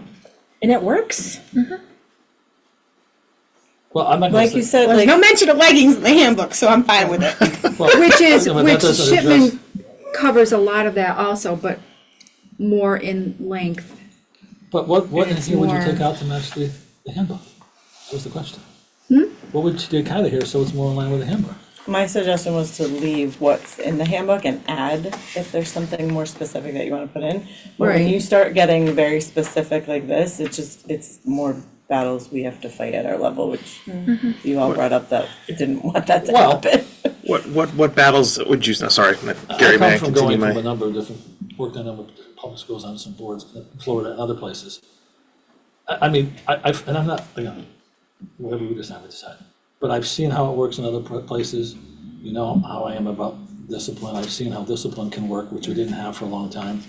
Those are important.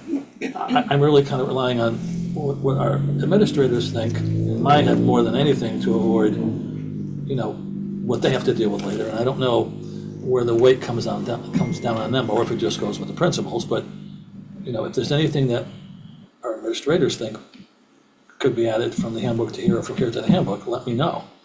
Because I don't know the handbook that well, and I didn't really review it that well, because I was focusing on this as pulling together all of them.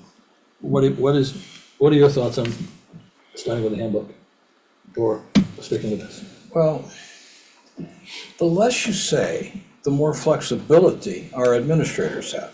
So if we can trust our administrators to enforce the code, and I think we can, Absolutely. then, because really you're looking for modesty and the absence of political and violence and anything that encourages drugs and things like that. Hillary's entirely right when she says you have to be flexible to current trends. Yeah. Because we see, those are fun in education, you know, for 2 years, everybody has to have this, for 5 minutes, everyone has to The have belt this. buckle line, if you went to Oliver Wolcott right now, Oh, I know what they are. that's not gonna because, fly. yeah. They all wear the belt buckles with their uniforms, so like, you know, they have a little bit of flair with those types of things, but yes. So I thank you, Mr. Kisco. There's also schools that have no dress code. Oh, I agree. Well, I don't Yeah. think that's. But I don't do. I'm just saying. I've talked to some of the schools, my nephew's in one of them, disaster. I'm not gonna say which one, because it'll out my nephew, but, and his father who's a teacher. But, New York City, just so you know, is imposing dress codes on most of the schools, if not uniform, because of the lack of discipline when it wasn't applied. I like the handbook, I'm not gonna deny it. What do you think from a superintendent standpoint, how does that impact you? Because the goal was to bring everybody together. I think that if we're not gonna have uniforms, Plan B. Plan B would be whatever works, honestly. Whatever tool is going to be the most effective. And if the boots on the ground at the schools are telling us that the language in the handbook is giving them what they need, then I would say we either go with that or incorporate that, or incorporate some of the pieces of the shipment model policy into what you have in the handbook, because I would rather do that, but the attorneys have to review that too, so we can't. do yeah, the shipment. oh, They yeah, have to review that. yeah.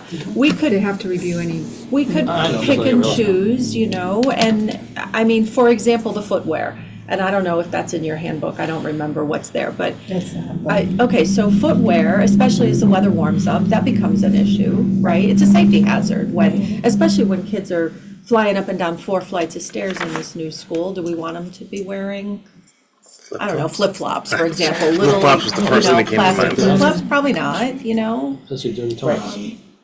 Is there something that isn't in the handbook that you think should be? And this is also addressed to Ms. Sterling as well. Or vice versa. Or, yeah. Mr. Scott has a question. Sure. So one thing that I think would be helpful, both in terms of uniformity across the schools, which I think is always an I was gonna bring issue, that up too, yes. and then also just in terms of helping out, in terms of administrators, would be something similar to what we had in the cell phone policy, which is a very clear guidelines as Steps. to what happens with repeated violations. Because really, it is, as Gary said in the beginning, and a few other people echoed, it's a very small number of students, Yeah, I know. but it is the same students. So I do believe that if there was some uniformity in terms of first violation, second violation, third violation, what the consequence would be, I do think that would help. Because, you know, for Ms. Torres, for Ms. Sterling, at the middle school, I think they would both agree that it is, generally speaking, the same students on a pretty regular basis. They're all nodding. So- All of them. They've been all Yeah. night, though. They were told to Yeah. not. Yeah, I would venture to say you probably have kids who have 10 or 20 of those T-shirts at home, right? Yes. Because- Right, Well, yeah. yes, we have thought about asking to get them back. Yeah. Or make them pay for it, but that's not gonna happen. But are you saying, I agree, it should be uniform among all the different schools? Yep. But if that happens, all the principals and assistant principals have to buy in. Yep. Because we know what happens when some don't, and some do, and then it's, you know. Well, that's something I that. don't wanna be. But it's not that my job doesn't, to- right, no, to we ma- would, to- we to try to would, suggest we would that make they're- sure that everything, Right, the that's what I'm policy is getting at. enforced. Right, that's Yeah. not a policy thing, that's And, an and that's been administrative. one of the great strengths of the cell phone policy is, you know, it removes the confrontation about the cell phone from the teacher. Correct. It's the administrator that handles that. So- It removes any variation between, oh, you know, we feel bad for this student because they need to get a ride home after school. Right. So it's just a uniform policy. Nope, sorry, it's your second violation. Your parent has to come pick up the phone. So we would have to add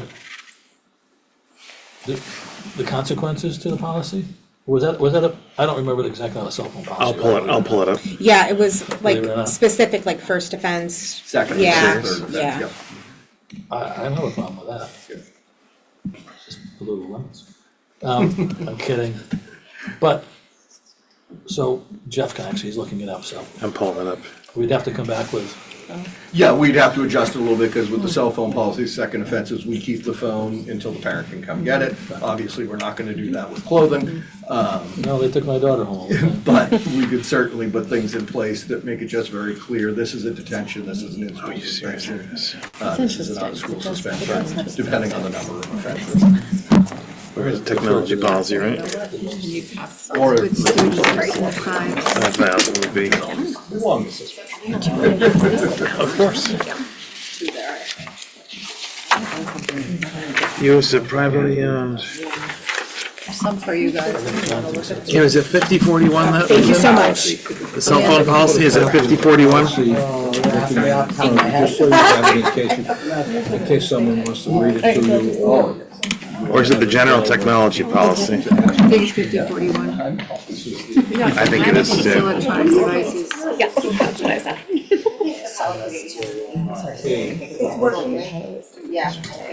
I got it. I have it. You found it? I have it. What's he looking for? The cell phone policy, the What? discipline, disciplinary actions. You know, reviewing, I think there has definitely been a marked improvement. Since they clarified these, it's a couple of kids. And I think that if we move to make anything much more specific than what we currently have now, we're creating more headache than we need to for what is the current situation. I think that to some extent, we're looking to fix a problem that doesn't exist. In the sense of academics and safety and performance, I think that we have a handbook, it's working with the middle school, it's working with the high school. That policy, codify that policy and move forward with Brian's suggestion. Thank you, appreciate your feedback. There's a little bit of language here on this cave, on the front page, about the ACLU, Kristen. I don't know, fifth paragraph down, according to the ACLU, dress codes are legal as long as they do not treat boys and girls differently, right? But it is. Well, the old one. Yes. Or even the one that you suggested. Right, some of and I love that it says that. What this has, because I looked at, it's 17 pages, I know, so there's the narrative kind of ahead explaining why they did what they did, but it looks like they have two different options for policies, and then there's administrative regulations behind it too. So just because it said background information for policy review committee, I thought that would be helpful for all of you to see that and read that and understand it, because again, I noticed that it did speak to some of what Kristen's concerns were, so I thought it would be helpful. And that was one of the backbones of when we were crafting the handbook Mhm. language, was to stay away from that sort of Right, and language. it's not just the gender issue. There's cultural, there's Mhm. color, there's religion, everything, and in our current policy really does address most of that, which is wonderful. There's just so many things, and it's so hard because as soon as you put one sentence in, it affects another group of people. It's hard. But everybody brings up affecting people, and I'm not looking at it that way because in schools, conformance, not complete conformance, but the Supreme Court has ruled in a number of cases, it is something, it is part of the discipline process. And believe it or not, the more you let parents not do things, the less they'll do. And it is the parents' responsibility. And a lot of it doesn't fall on the parents, I know that, and I hear it all the time, what the teachers and the administrators have to deal with. But, we're not trying to go backwards, we're not trying to go forwards, we're trying to make something, and again, I don't have a problem with the handbook. But there's other board members that are texting me already. If we make changes, we just have to get them approved, or if we don't make changes. And we can look into it further. I didn't look at the handbooks that close because I thought we were gonna try to put everything together in one, so, which might be, the shipment or not. But again, we have so many different cultures, so many different languages, so many different people. But we have to address it in a way that everybody's treated in a manner that can be addressed and that can be developed, taken care of on a timely basis to avoid being drawn into a lawsuit and to avoid having teachers have to deal with what the policy doesn't cover. Right. And as much as I know it's much better, if we can make it any better, we should at least think what would make it any better. And I've heard from other teachers, I'm not even gonna suggest what they say because some of them make sense, but it's not up to them. Bless you. Anything that can be suggested that would make it better would be great. This is really interesting, the CABE, because if you look on where, I don't even know what page it is, but it's basic dress code, minimum safe attire. Students must wear clothing including a shirt with pants or a skirt or the equivalent, and it actually says dresses, leggings, yoga pants, shorts, sweatpants. Clothing must cover undergarments. Fabric must cover breasts, genitals, and buttocks, and it must be opaque fabric. I mean, because honestly, we've walked into schools and Yeah. it's been transparent. Sure. I mean, some of this is, I think it's pretty good, actually. Well, that's what I was saying, because they had the several different options here, and I thought all the language was good to maybe look at to address some of what all of your concerns Shoes are. which are safe and appropriate for weather, course assignment, athletic, and other conditions. I mean, Well, some may argue that flip-flops are safe for some. I mean, I know. The problem I have with Right. CABE is, they never talk to they never get together with the attorney to address something that they feel checks all the boxes. It's always typically their counsel that may suggest what they think everybody will buy into. I like the attorneys, so our attorneys have to redo whatever we do anyway, so whatever, if we start with the handbook, we start with the handbook. But, we need ideas as to what can improve what shipment is, because I know the board members are gonna probably ask for that.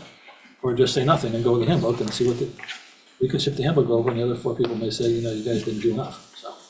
Right, but what Jeff has a happens? question. Yeah. Go ahead. I also think we need to take into consideration that you want the least number of changes. You don't want a student to get used to one dress code policy from one school, Exactly, I know. move to another. And we now we will in September have 7 to 12 on one campus. So Yeah, I think it would be ill-advised to have a separate policy for 7, 8. Well, I think Mr. versus- Scott had suggested everybody's has to get on board with. Yeah, it's currently with middle and one. high together, yeah. It should just all be one. I mean, really, it should just be either elementary and second or upper grades, but it should be a clear expectation. Yes, Alan. I would suggest She's saying it way nicer than I would. you review the shipment and the handbooks and CABE, because what's happening now is working. But again, I'm not disagreeing. And I And don't then wanna bring we- CABE this into can this, because come then you have back- 3 different I policies to wanna merge. bring It'll CABE take a in. year. I would take the handbook. and shipment, They're because gonna we have a legal, Smack me, but what if unless you disagree.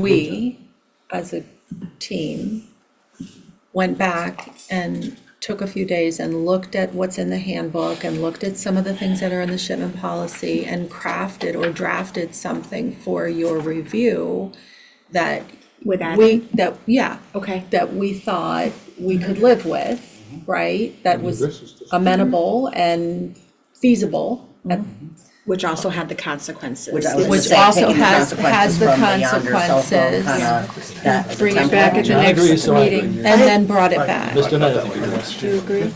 I agree, as I'm long about as to- leggings are out of it. I'm about to ask a question.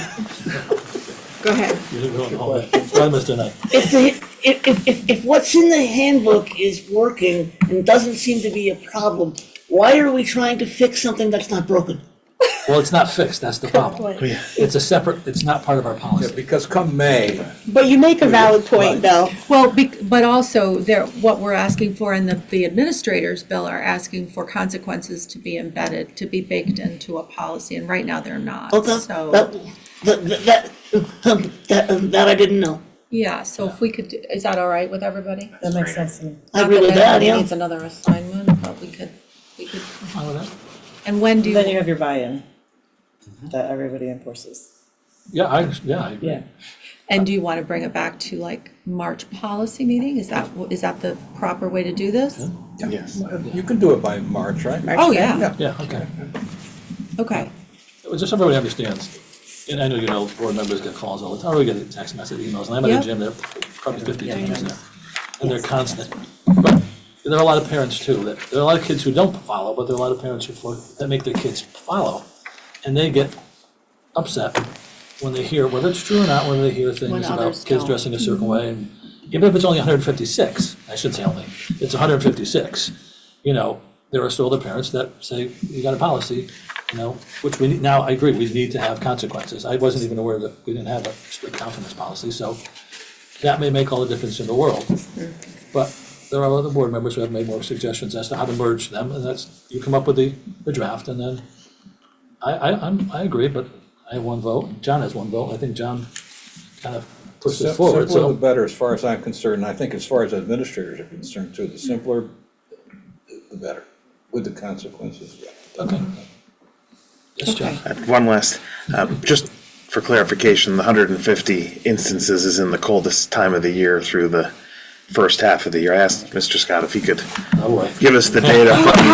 Well, no, but think about the data from the second half of a year, because I have a suspicion. Well, we all based- agree that it's, I mean, I said, But to your even that's point, too many. but your point, 150 is 75 hours of time, and if the policies that are at the various schools are working exactly as designed, and there's 500 instances, then I think that's asking us to give them a little bit of help. Not crazy shipment all the way, but some kind of help to you guys so that you have, here are the clear expectations and here are the consequences, which is probably the biggest thing is the consequences. I But think Jeff's representing some of the other board members that expressed their concerns to me. He expresses it better than I do. So in the second half, you have 136 dress code referrals. well, that's not so bad. That actually is opposite of what I would have thought. And I pulled up. That's the interesting. First half Middle of school's last nowhere year. near. No.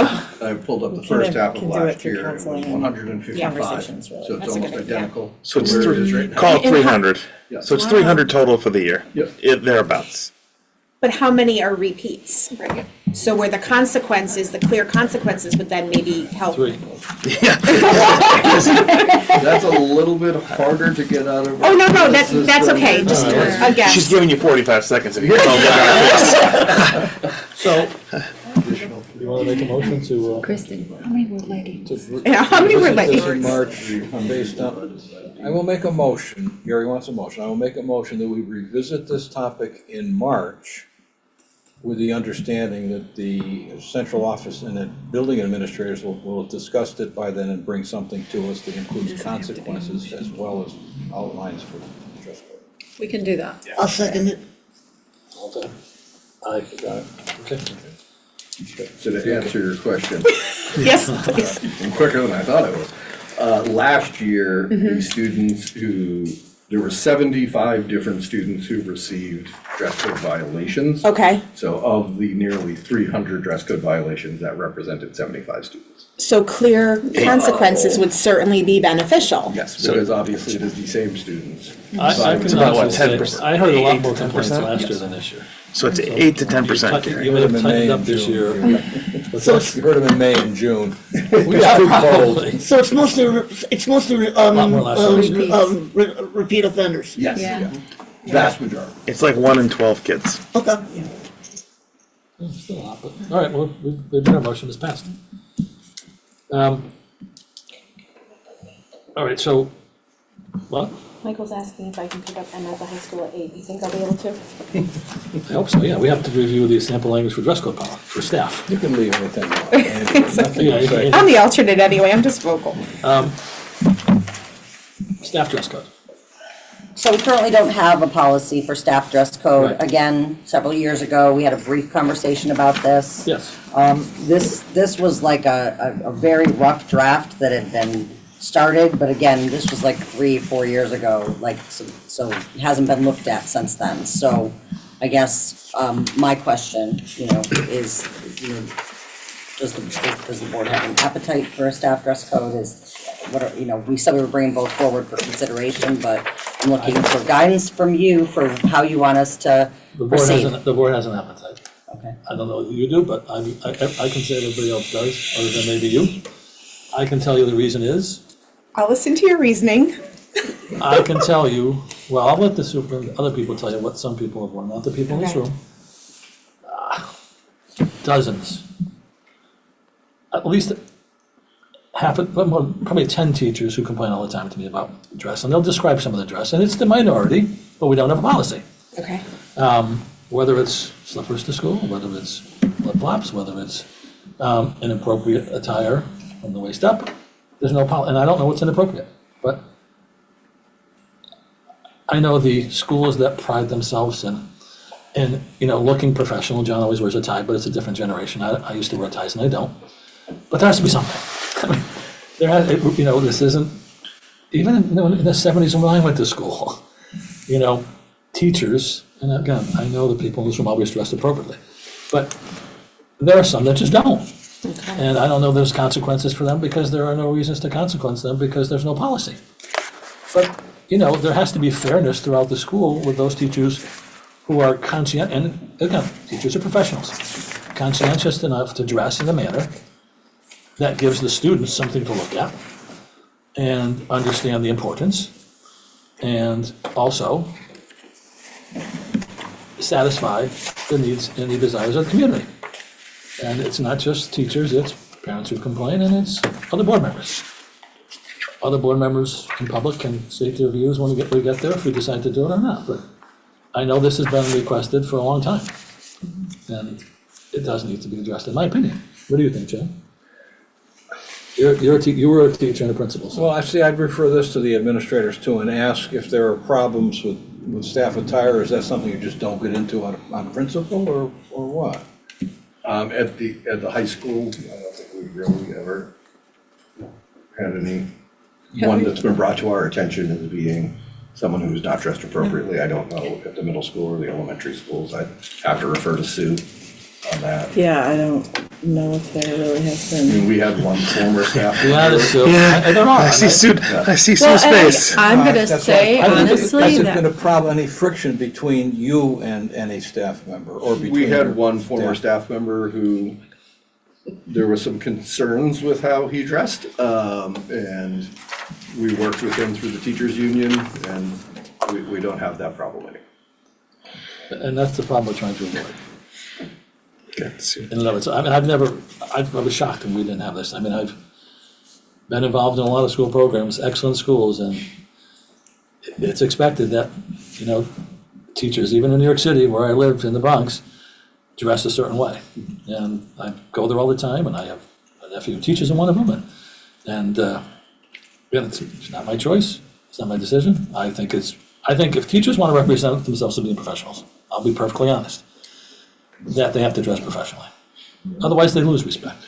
And I've heard people say things about the teachers who don't, and everybody knows who they are. We've I heard think. it too. We Yes. do hear And it. it's not up to you. And we see it, The principals to honestly. tell us, because I don't think that's fair either, to out people. We know what happens, so you can fix it with a simple policy. And the expectations aren't great, I don't think, in these policies. They're just, try to address professionally. I mean, you two address very professionally. You three, and you four. That would be I don't know. When speak because you're when thinking we're about out in the buildings, I would say at every level, in every building, it's, as you say, it's a very small percentage, but there are staff members who push the envelope, and you would not know if you didn't know these people that they were working in a professional capacity.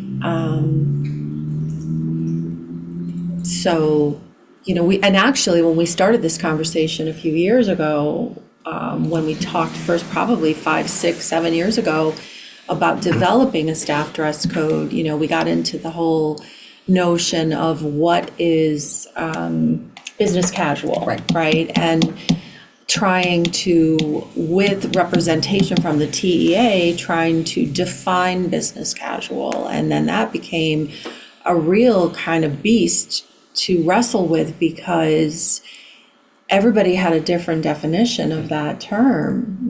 Everyone's definition was incredibly different. Some would say business casual was, and not to pick on Kristen, because my favorite thing to wear on Saturdays are leggings, but business casual would have been leggings and a sweatshirt. And then, my definition of business casual for a man, for example, would be khakis and something like what Steve's wearing, So. I like the blue blazer with the tie, but, which is what I used to wear when I worked in New York, but Did you say I know. blue? Yeah, that's what we're. That's always, he's the best dressed, we all know that. Kenny is honestly, he's our Mr. GQ.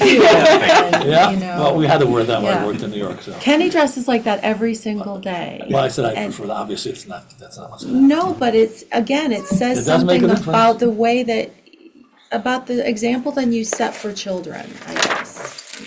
That's And just how my other opinion. adults, how other adults see you. I mean, I'll be honest, when I walked in the room, me personally, my kids are all gone, doesn't matter, but I saw the dress, the way he's dressed, and I said, wow, that's impressive to myself. Only because I was forced to wear that when I worked in Wall Street. But you're not being forced to do it, so, and I will never wear a tie again. Kristen wants. Yeah. Just because I want to be able I know, go ahead, I'm to sorry. pick up Emma from chair. So the only thing that again, I'm picking certain things that Yeah. I think could be misconstrued, is where it says athletic wear and tight or short clothing. I don't have an issue with the word short, I do have an issue with the word tight. Define tight. Well, it could be a button-down blouse, it's tight, I mean, Yeah, I don't just, again, maybe. I think because- it's, I think the this- wording is just. I don't even. This was a very old draft, I'm Oh, gonna is be it? honest, so Yeah. this was kind of a jumping off point because we don't have a policy, and Shipman doesn't have a model policy. So while you're So- doing the other policy, why don't you take another look and consult, if everybody agrees, with the professionals in the system, besides your staff, and come up with something that we can compromise on. This one is gonna take a little longer, because I think just in the interest of time and making sure that, the superintendent meets monthly with the unions. So I think what we probably wanna do is get some input from all of the bargaining groups, right? And that would take some time to organize. I'd just like to see us be able to differentiate between business casual and agriculture casual, right? Because I don't think we mind business casual, but sometimes we do cross the other one. Oh, I'm sorry, Here too. Ms. Haas first, I think, or, go ahead, Josh. Is there some? Couldn't see you.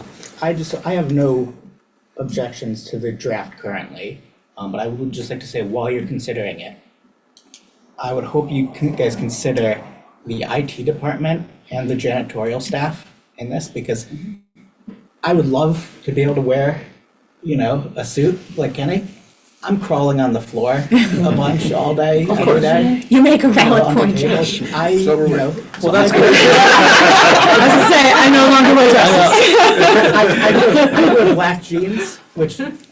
I wear black jeans, which some people don't consider professional. But I would look way worse after crawling around on the floor in a suit than wearing black jeans. Well, that should be part of their discussion, that they, Yeah, it would have to be assignment specific, Josh, you're Yeah. absolutely right. Plus a kindergarten teacher versus so a you- high school Right, teacher. right. Exactly. Educators, custodians. And a like, phys ed yeah. teacher. Cafeteria Paras are much workers, more like- involved activity-wise, yes. So yes, which is why the unions ask, I'm sorry, I didn't mean to interrupt, but that's why the unions ask for input. Well, also, it's Josh, right?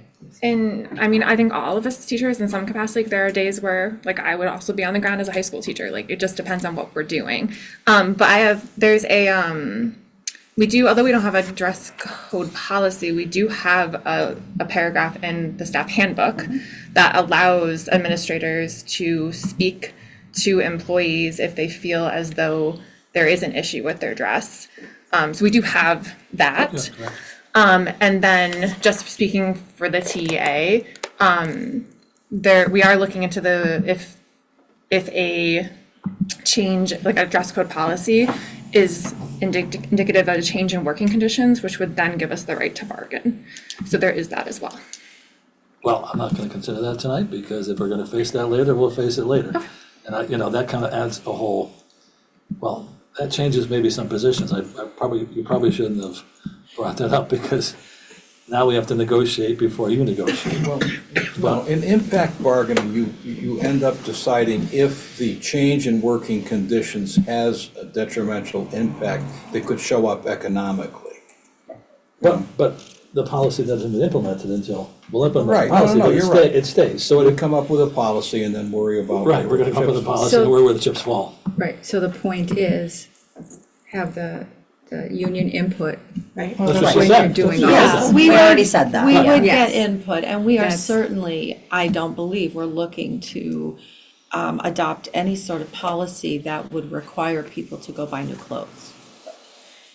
Well, right? Nor is. Unless you come to work in I shorts mean, every but day. there is a medium to be found that is both professional and comfortable. Yes. You know, there is that medium. I gotta get to I like the compromise, I don't wanna fight, but that's up to them to come up with an answer, and then we'll move it forward. Whatever you come up with, we come up with, and hopefully it gets, Can I just, sorry, Gary, coming still from, Sorry, everyone, again. I have to pick up one from chair. Bye. Bye. coming from an elementary and para position as well, like I hear all this, and Sue and I worked together for years and we know. I've worked in kindergarten and first grade, and there are multiple times of the day that we are either on the floor, we're chasing children down the hallway. So if you're wearing a nice pair of, I mean, yes, granted, I wear flip-flops just like everybody else too, in the summertime, whatever, but sneakers, good shoes, whatever. Like you said, everything has to be implemented for what you do. If you're a high school teacher and you're standing in front of a social studies class, you're not gonna be chasing a 5-year-old down the hallway because they're screaming and crying, like, there's a difference. And I know Sue brought up the point about, and I've heard this multiple times, if you wanna implement a new dress code, because there are bargaining units that get a clothing allowance, we as paras do not, mind you, we don't get paid very much either. So what we do get paid, like, we can't go out and buy new clothes. Like, I dress for comfort, I dress for what I do every day with 5 and 6-year-olds. So in that aspect of the money aspect, for us, I know that would be an issue. Obviously, you're not gonna expect us to go buy, like you said, suits well, and that's ties why and that Sue kind of a had thing. said that the superintendent would have to be involved in these And that's why, discussions. and I know my pair's representation, for the union part, they're very involved in what we do. Correct. And they voice their opinions, but Yep. just coming from my personal standpoint, by doing this for 21 years, that we've never had, I don't think we've ever really had a dress code per se.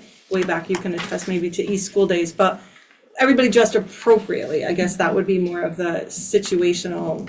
What, 21 years ago, you mean?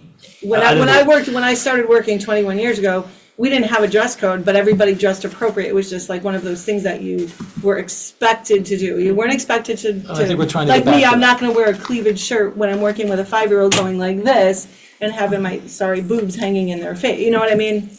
And I know there are people who do that because I've witnessed it. But that's what I'm saying, is like, in those cases, like, it should be age appropriate and level appropriate. I mean, if that makes sense, and. Yep, it does. I just agree, like, I do agree with that, and obviously I can't afford to buy new clothes all the time either, but, I'm gonna dress for comfort in what I do, just like you would dress for what you do, you know, kind of thing. I think that's where it should be. One more thing, then we'll Just take questions. as an overall, I understand everybody's position, but I think the issue is that while 95% of the people do what's right, there's a percentage that don't.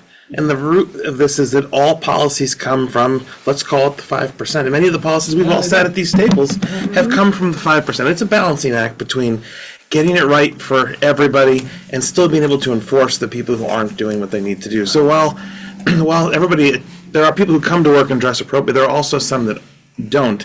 And if the existing policy was working, right, we wouldn't be able to say those things. So I understand everybody's point of view. I do think it needs further discussion, but we can't not have a policy, because without a policy, we have what we have now, and we're all here talking about this for a Well, the reason. cell phone policy is a perfect example. Everybody hated it. It works. The whole country is gonna be doing it. It's a policy. It took time for people to get on board. Some people love it, some people still hate it. And, but we'll see the results. I think the results, we'll see what the scores are like, and the behavior I know is improved, and so on and so forth. And the policy, whatever we come up with, will be there as a guide. I mean, you know, and then the principal will have to decide. They'll still have to look at it and say, I like it or I don't like it. If he sees a problem, or the assistant principal, they'll address it. If they don't see a problem, they don't address it. Or if they come up to the school and they see a problem, they may address it with you, but, you know, anyway, policies serve a purpose. And not having a policy leads to chaos, leads to problems, and leads to headaches and costly and lawsuits. And 21 years ago was a lot different. For me, it would have been 40. Everything is a lot different than 21. But if there was a policy 21 years ago, it may not have gotten to the point where you have the 5 or whatever percent that just think they can do what they want to do without, with impunity, you know? But I don't make my people wear uniform, but they're all construction, but I'm not saying I dress appropriately either, but tonight I did, for one reason. But we'll get there. We'll compromise. You don't look like you agree with me. That's wrong. Oh, I'm fine. Okay. We will get there. We got further tonight than we did in the last 3 years, so. And I do thank Hillary for being honest, and those two over there, well, they weren't very honest, but they just kept shaking their heads, so. And Ms. Haas, you were honest, and. I won't come next time, he'll be more. Exactly, they were told to keep them honest. You're receiving a call, Brian. Stop Yeah. there. Topic for future meetings. Dress code. Dress code. Okay. Dress code and dress code. Dress code. Yes, There's still a need to provide the technology department and the technology policy with some kind of repercussions for devices that aren't returned. Rachel and her team still needs some help with that, so. I thought we had, We don't have consequences for the non-return of devices or, you said that to me, you're right. yeah, Okay, so. that's my future meeting. You can add that too. It needs to, this actually, in my opinion, needs to be sooner than later. I know we have a lot going on, but if you reach the another end of a school year with no policy in place, it's a lot easier for devices to not be returned. Yeah. It's pretty shocking, actually. All right. Comments for the good of the order. We'll just start on this side. Good meeting. Well, Thank you. we'll make it quicker. Thank you. Thank you. Yep, thank you. Good, thanks. Thank you, everybody, for being their honest opinions tonight. You know, it's hard to do these things. We appreciate I'll the get to there feedback. next. I'll get over there next. No, I said honest opinion, Oh, except okay. those two. Yeah, except for those. Okay. Thank you, great meeting. Nothing? Any comments over there? Be honest. They were honest, they said no. They weren't nodding this time. I know. Aaron may have a comment. Oh, I'm sorry. I keep forgetting you're back here. I'm just hiding. I see her when I look at the clock every time. Listen for closing the meeting up. We're done, I move we adjourn. Second. All in favor, aye. Aye. Thank you. Tomorrow. Not tomorrow.